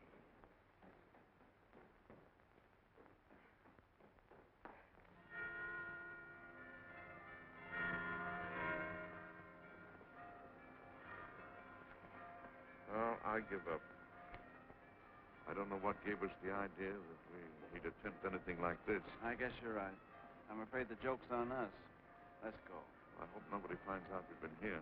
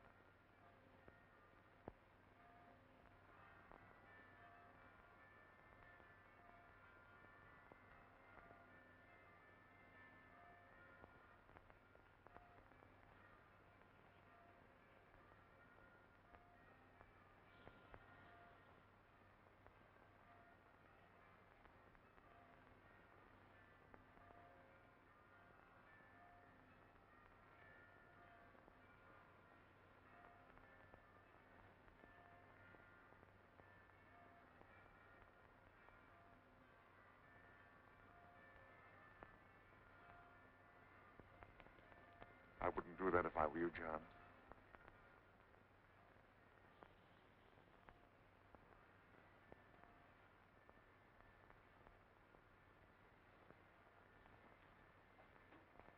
It'll do you no good. The mayor has policemen downstairs with instructions to remove all marks of identification you may have on your person. You will be buried in Potter's Field, and you will have accomplished nothing.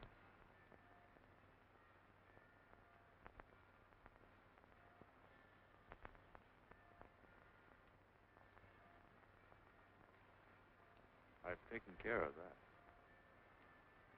I've already mailed a copy of this letter to Mr. Cannell.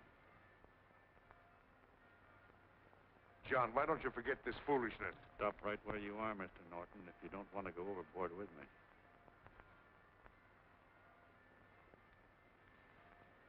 I'm glad you gentlemen are here. You killed the John Doe movement, all right. But you're going to see it born all over again.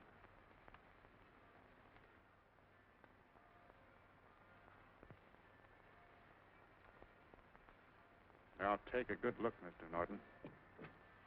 John! John! Oh, John, no, I won't let you unlock your darling. Oh, please. Please don't give up. We'll start all over again. Just you and I. It isn't too late. The John Doe movement isn't dead yet.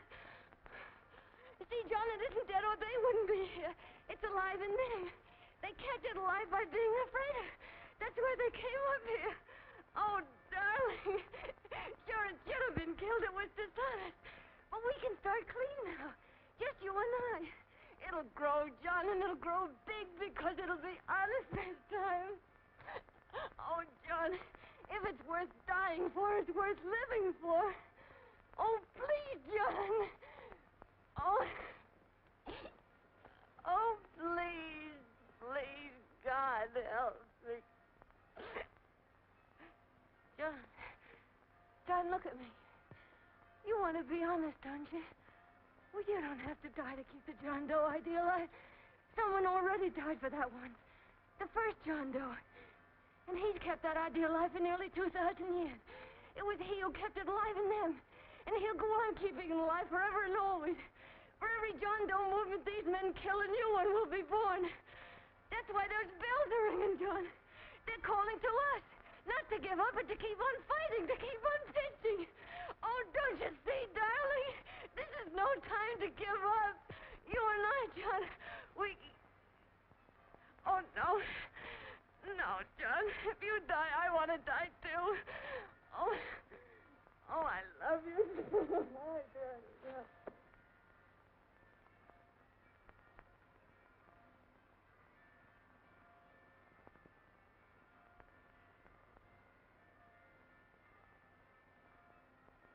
Mr. Doe, you don't have to. We're with you, Mr. Doe. We just lost our heads and acted like a mob. What Bert's trying to say is that we need you, Mr. Doe. There were a lot of us that didn't believe what that man said. We were going to start up our John Doe Club again, whether we saw you or not. Weren't we, Bert? And there were a lot of others that were going to do the same thing. Well, Mr. Sarpus even got a letter from his cousin in Toledo. I got it right here, Mr. Doe. Only it'd be a lot easier with you. Please. Please come with us, Mr. Doe.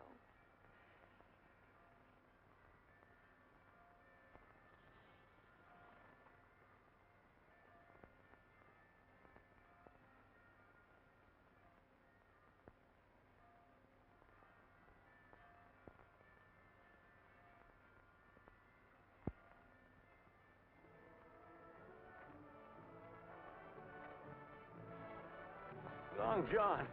Mr. Doe. Here, we'll help you with it. She'll be all right. Mr. Doe, take her right down to the car. Right up. Look, we got a car right down. They are, Norton, the people. Try and lick that.